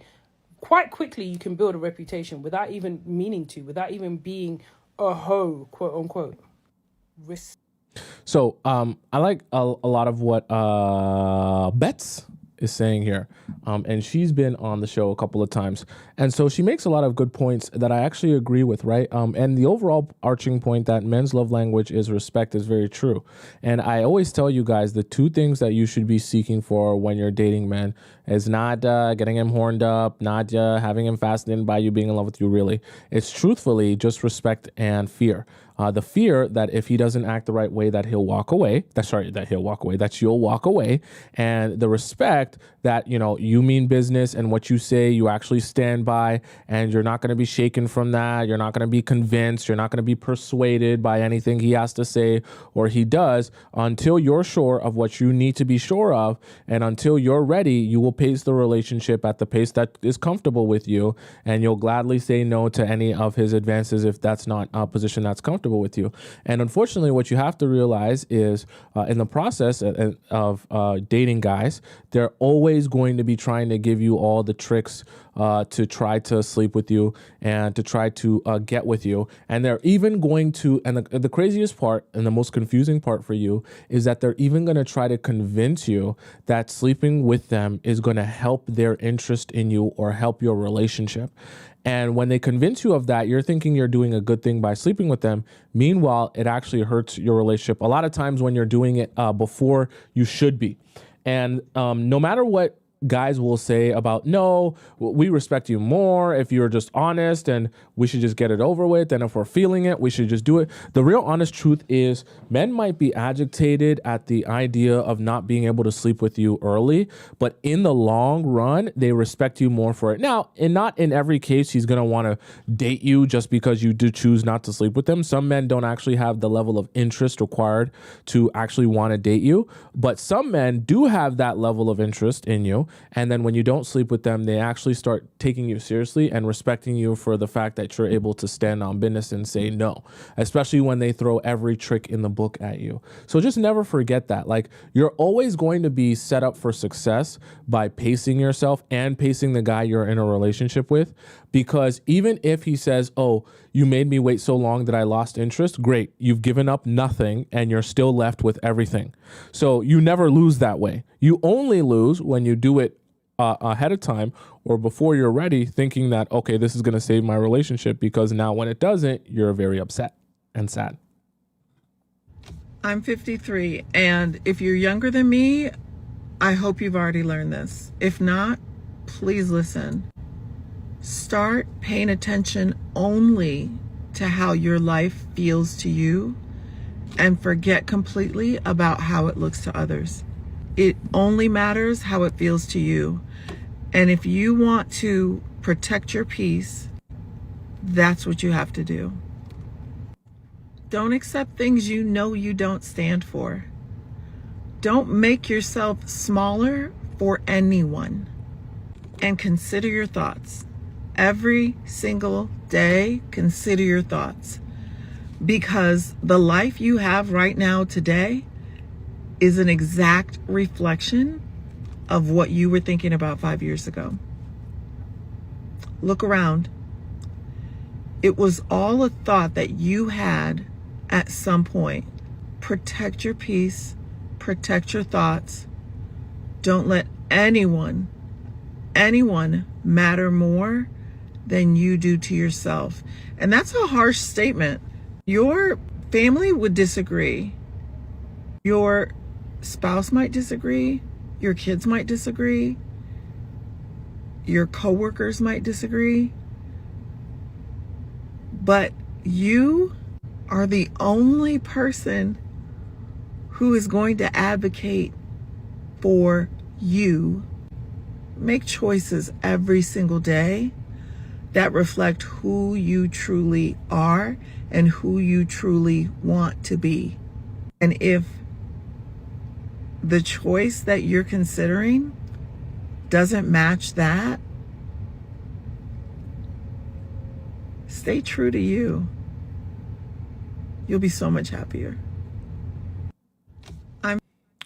I actually think that this whole video was to flex on us that she's 53, but she actually looks like she's 23. I think that's actually the real purpose of the video. No, I'm just joking. But so I actually think what she said here is really powerful. And what I want to touch on in what she said, obviously I'm not 53, so I don't have 53 years of experience. But what I want to add to what she said is one of the worst things you can do when building your relationships or finding the one that works for you is losing yourself in it and feeling like, oh, I'm going to sacrifice what's important to me, what I need in a relationship, what I need from a relationship to be with this person for whatever the reason is. And by the time you sacrifice that and you sacrifice your time, you sacrifice the things that you wanted, you sacrifice the things that were important to you, you put away passions, you put away the things that you wanted to do, that you wanted to become, because you say, oh, it's all for the purpose of this relationship and this person. At the end of the day, what ends up happening is the moment that that relationship is no longer or seeming like it's on the verge of ending, you start to become so bitter and resentful of that person for taking away your opportunity to be you. And it's a very painful place to be in, because after you become resentful to that person because you sacrificed what should have been you for them, and now you're not even going to be with them, you now leave that relationship with this bitterness inside you that, like, I am missing a piece of me. And then you take that into your new relationships, and then it becomes harder to connect with people because you constantly feel like I'm missing a piece of me, right? And so I say that to say, I think it's so important to, from the very beginning, when you start your relationships, even when you get into them, even when you think, I really like this person and I really want to be with this person and they're so amazing and everything, to never forget who you are and to always have a constant focus on who you are, what you represent, and what's important to you. Because like she said, nobody's going to stand up for you and look out for you like you are. So if things aren't working for you, if things aren't making sense for you, whether it be logistically, career-wise, life-wise, family-wise, friend-wise, location-wise, and this really doesn't seem like something that you can sustain, and you're sacrificing a lot of you just to be with the person, at the end of the day, choosing yourself will always be the best choice that you can make. Because when you look back on your life, unfortunately, the saddest you will be is looking back on your life and thinking about the decisions that you didn't make for you and you made for someone else. And now you're sad because you feel like you should have made that decision for you instead. Make decisions for you, and specifically make decisions for future you. That's the best decision you can always make. He says you're too emotional and he doesn't understand what you're saying, but the reality is he's actually lying. He's saying that to make you feel like you're crazy. He's saying that to make it seem like you have the problem all the time and he doesn't. That somehow when he needs to take accountability, you don't make sense. Oh, but you make sense when you're on the same page as him. You agree with everything he wants, you make perfect sense. The second you have a disagreement, or your perspective is just a little bit better than his, and he realizes, oh, I am wrong. That's when he brings out the I don't know what you're saying conversation. Here's the thing.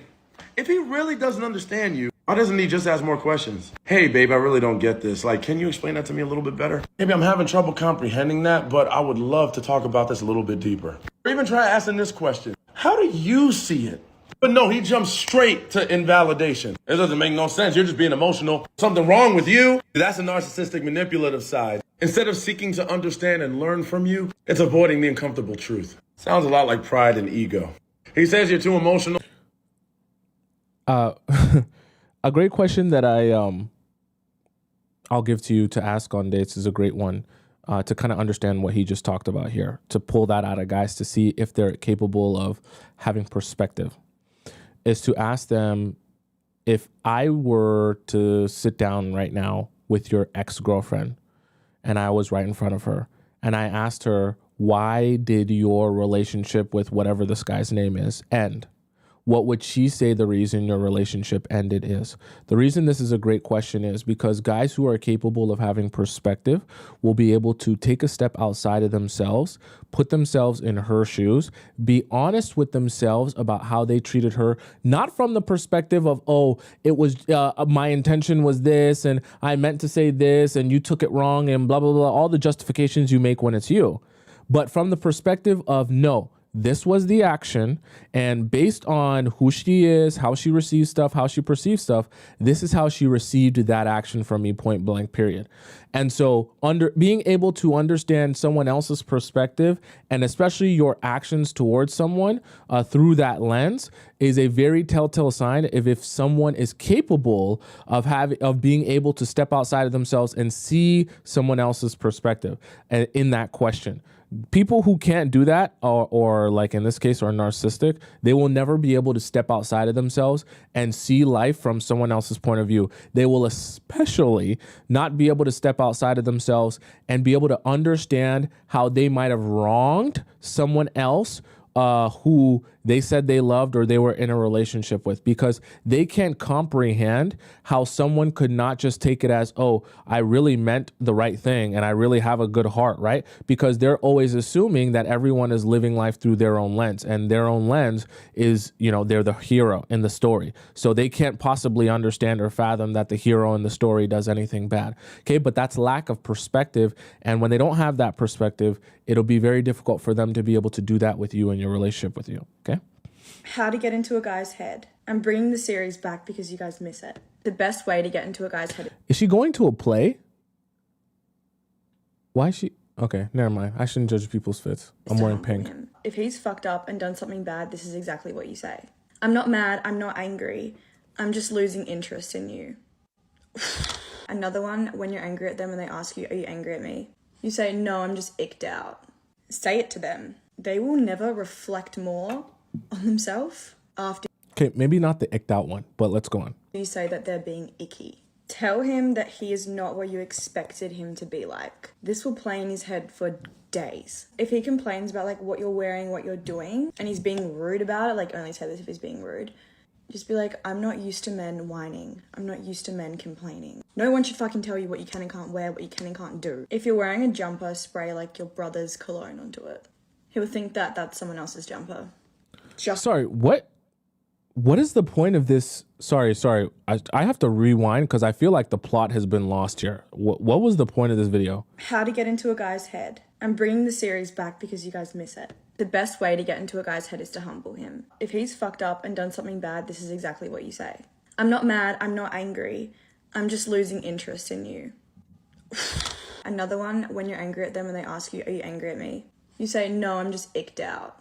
Say it to them. They will never reflect more on themselves after you say that they're being icky. Tell him that he is not what you expected him to be like. This will play in his head for days. If he complains about like what you're wearing, what you're doing, and he's being rude about it, like only say this if he's being rude. Just be like, I'm not used to men whining. I'm not used to men complaining. No one should fucking tell you what you can and can't wear, what you can and can't do. If you're wearing a jumper, spray like your brother's cologne onto it. He'll think that that's someone else's jumper. I'm not okay. So I get that the point of the video is how to get into a man's head, but what's the deeper purpose? So you want to get into the man's head to do what? Because spraying another, we call this show the Players Club, but I can't get down with the advice to you all to like do stuff just for the purpose of like causing chaos. I do understand some of the advice that I give can make things chaotic in your relationship, but I'm not of the I'm not of the thinking that, your goal in your relationships with guys is to just throw him off for the sake of throwing him off and causing chaos. I don't think that really serves any real purpose. She's talking about getting into a guy's head. No diss to Fivea, that's her name, right? I'm sure she's trying her best to give great content, but like, what is spraying cologne, your brother's cologne, on your jumper? Jumper, I think, is just UK slang for like your coat, right? So for those of us in America, so because we actually have jumpers. So when she's saying that, it's like, okay, so then when he smells a guy's cologne on you, what's gonna come from that? He'll be upset and think that you're with another guy. But what's the actual purpose of that? That you seem dishonest? Like, what's the actual point? Because then when you seem dishonest, he's going to start thinking that you're doing some shady stuff, but you're not. Why would you? It's like, what's the actual point? Sorry, I don't get it. Just an idea. If you see him out like at a club or in like a social setting, and you do not want to come off as someone who's clingy, like obsessive, following him around, whatever, and you want him to want to see you for the rest of the night, when you hug him, you are the one to end the conversation. And you say, have a good rest of your night. If you guys hang out heaps and he just treats it like sex and nothing more, these are a couple things you can do to get into his head. Download Tinder or Hinge. When you're laying next to him, have it opened on your phone in like the background, and then swipe out of your apps and show him that you are using those apps. It just shows him that you are not as obsessed with him as he thinks you are. You are not as locked in with him as he thinks you are. After he sees that you're looking and actively looking, his behavior is going to change. He's going to want to cut for you. What? Nah, I got nah. There's no way. Okay, no, this is satire. What is this video? Who sent this to me? What is this? No. No. There's no way. It's a joke. Okay. I see now. It's a joke. It must be satire. It's gotta be satire. There's just no way. Oh my God. Oh boy. It's gotta be satire. Like what? Like we're gonna play it again, because I feel like some of you guys didn't hear what she just said. I heard what she just said. Obviously, let's play it again. If you guys have talked about you background, and then swipe Tinder or Hinge. By the way, the title of this video is how to get into a guy's head. Okay, so maybe I'm crazy. I think maybe I haven't, the headphones I got, they're malfunctioning. So maybe I didn't hear her right. Let's play it back, this part here. If you guys hang out heaps and he just treats it like sex and nothing more, these are a couple things you can do to get into his head. Download Tinder or Hinge. When you're laying next to him, have it opened on your phone in like the background, and then swipe out of your apps and show him that you are using those apps. It just shows him that you are not as obsessed with him as he thinks you are. You are not as locked in with him as he thinks you are. After he sees that you're looking and actively looking, his behavior is going to change. He's going to want to cut for you. Obviously, don't do that if you guys...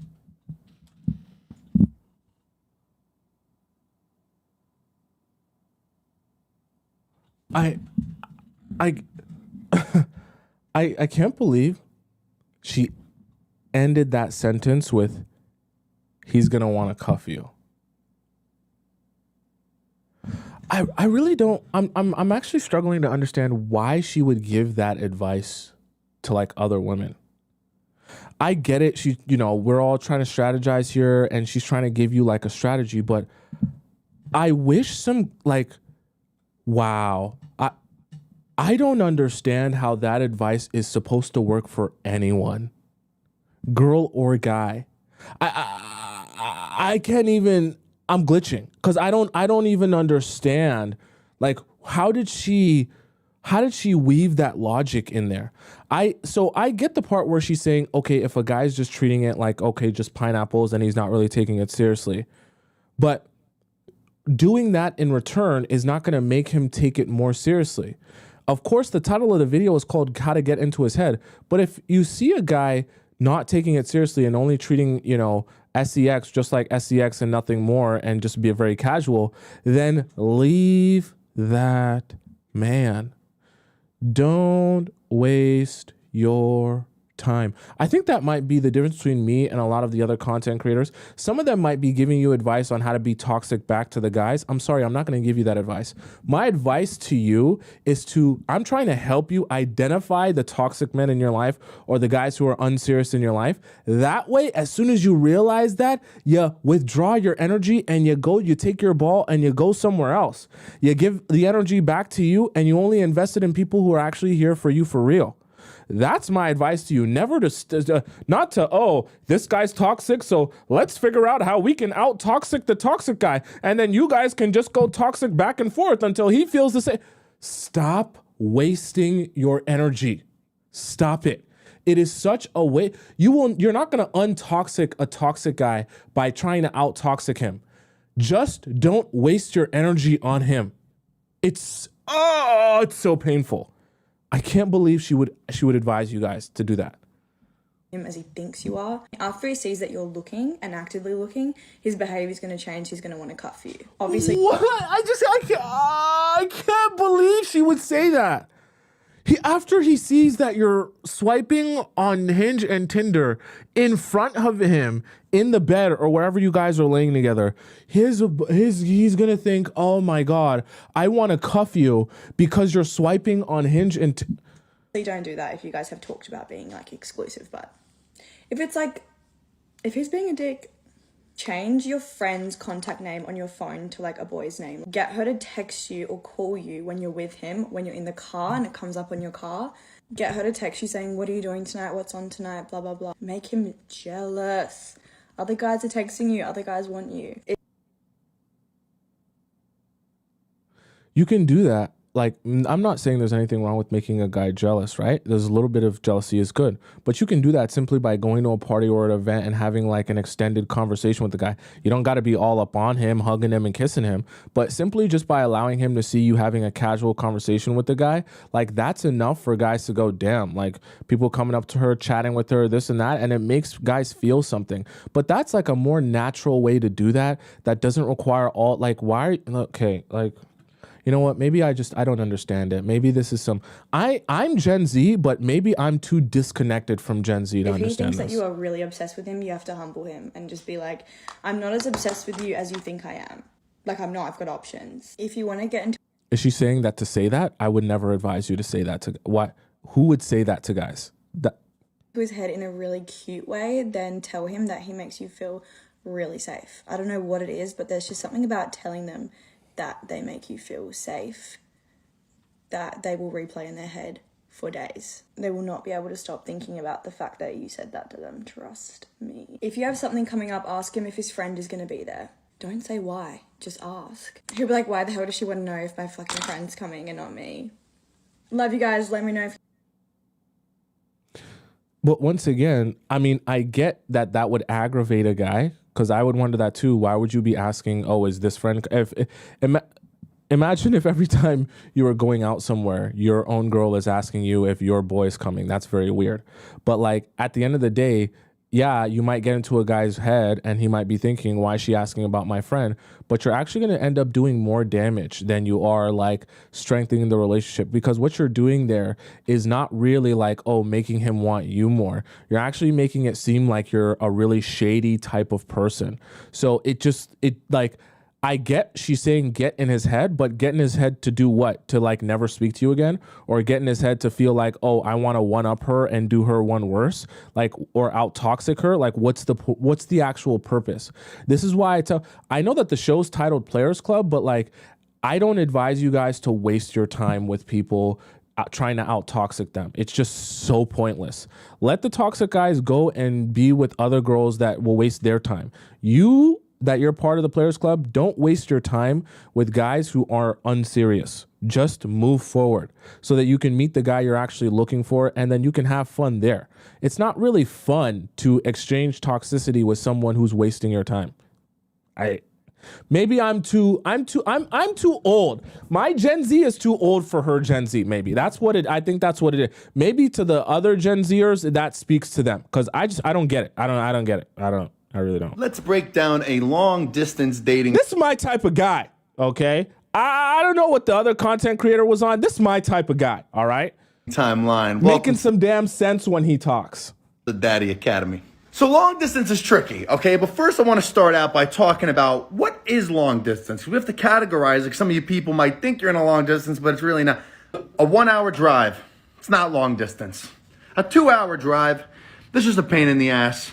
A 3 hour drive, that's a real fucking pain in the ass. But you could still see that person every single weekend if you wanted to, okay? It's tough. It would be a tough relationship, but not impossible by any means, okay? So when I'm talking about long distance, I'm typically meaning a 4 hour plus drive, or it's a flight.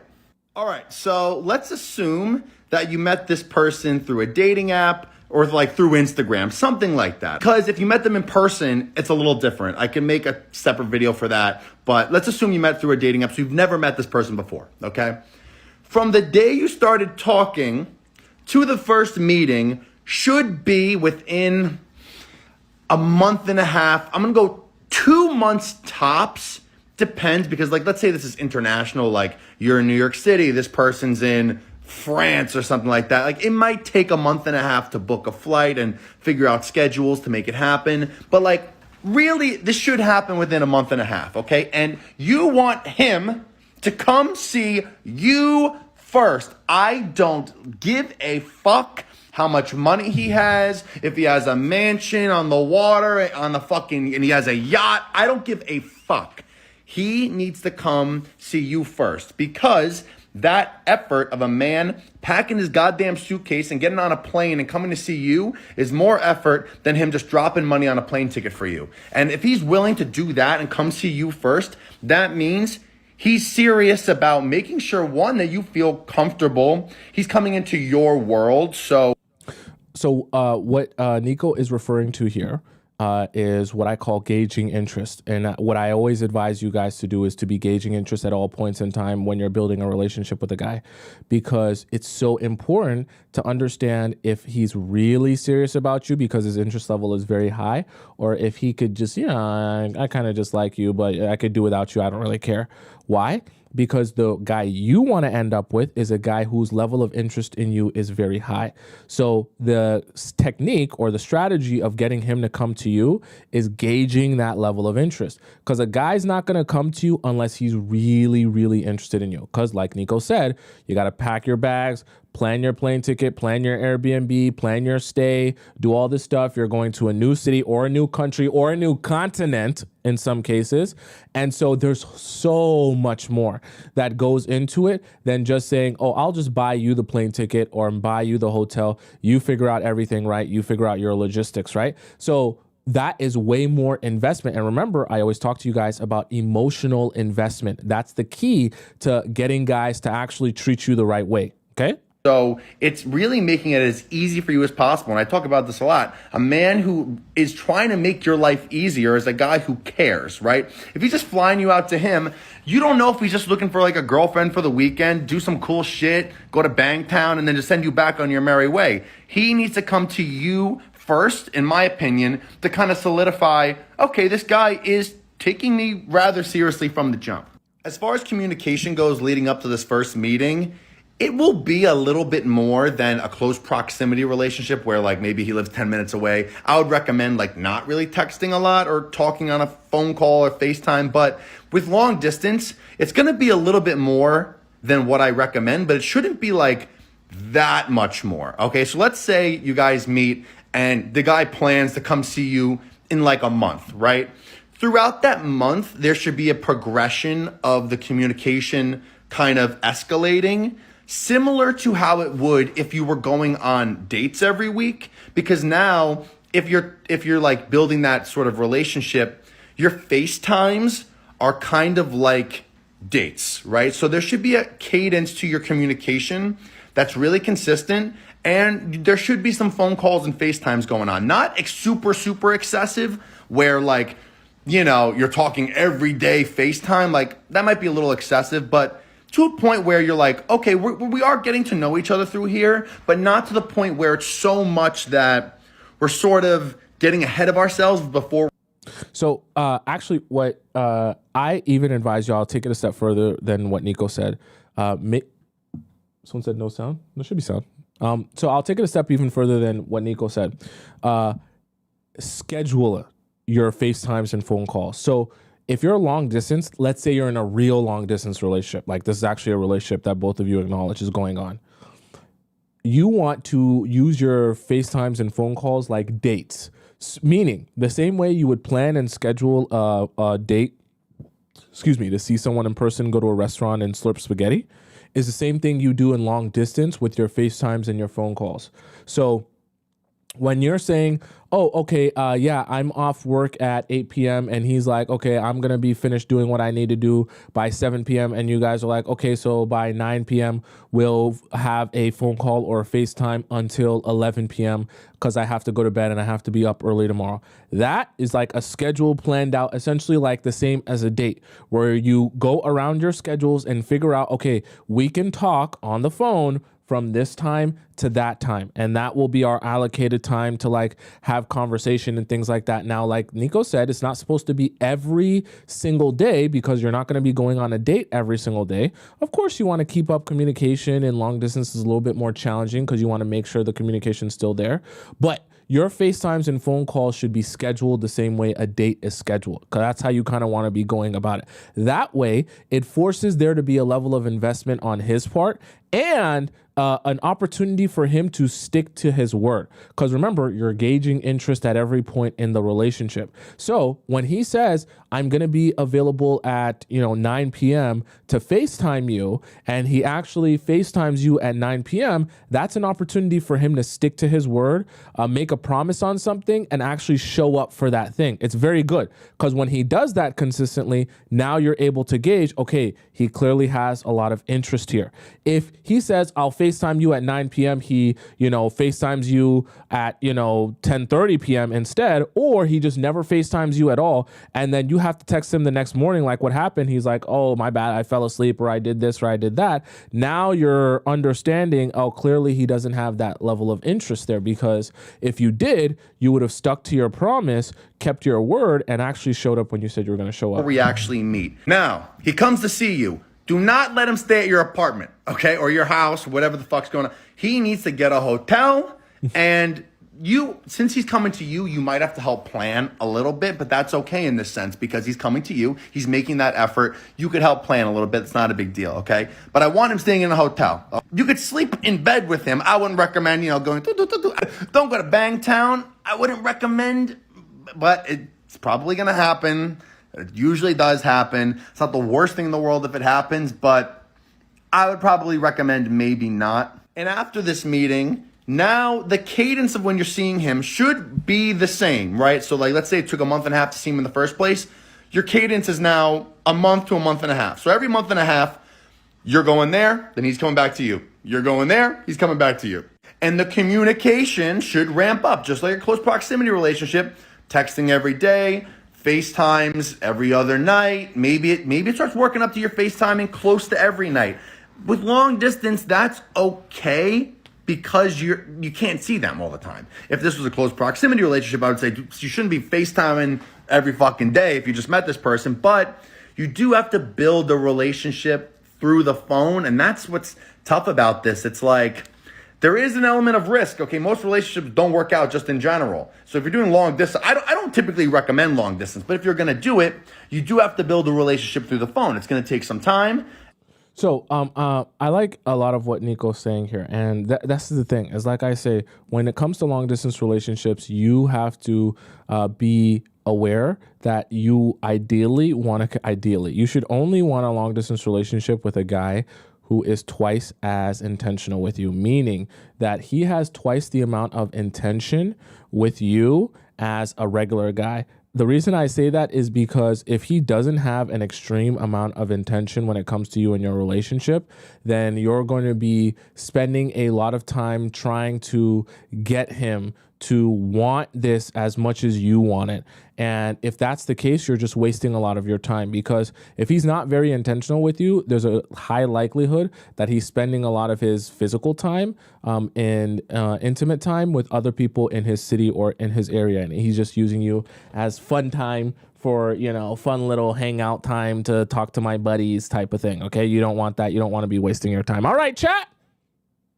With that being said,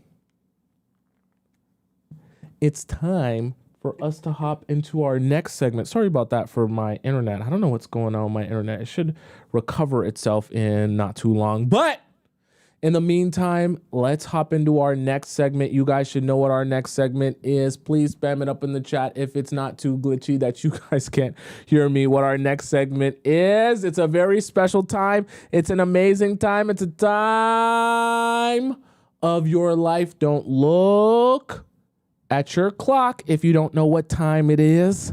Don't look at your watch if you don't know what time it is. Don't look at your phone if you don't know what time it is. Don't look anywhere else in your home. It's a special time. It's a time where you're going to laugh and you're going to cry. If you don't know what time, I'm going to tell you the time.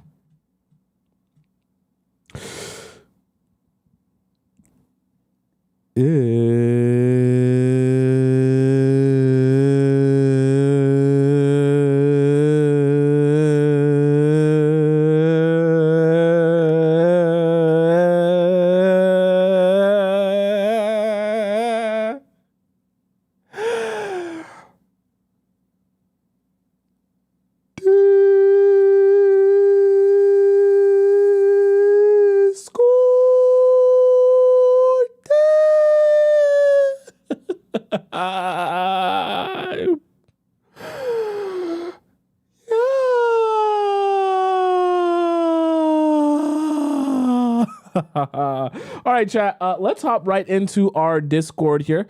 I apologize for the glitchiness there in the chat, guys. Hopefully it's manageable for you, and hopefully it'll recover itself. For those of you who are unfamiliar, Discord time is a very amazing time. It's a time where all of the members of the Discord get an opportunity to ask me about their relationship or situationship, and I answer it live on the on the show here. Okay, so let's pull up our relationship advice, okay? And you get multiple opportunities to be able to ask me a question in different ways, okay? So you have our first opportunity, which is our free relationship advice section, which is essentially just where you guys can submit your question into the show, simply into the free section, and I answer it live on the show. Now you do that by going into the TikTok bio or the YouTube description. Click where it says our Discord, and then you can hop into here and ask your question in the form. Make sure you format it how we've been formatting. And now here's the thing though. There's a whole bunch of questions here that I have gone unanswered, and I have to do them first before I can get to yours.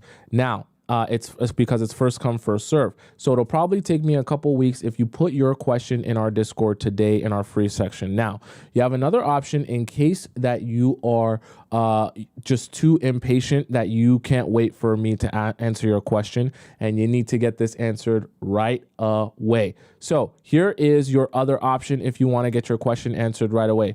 We have Discord Premium, which is essentially where you can skip the line. It's like a VIP pass at a theme park where you get to ask your question and I answer it before I go into, oh my God, you have so many.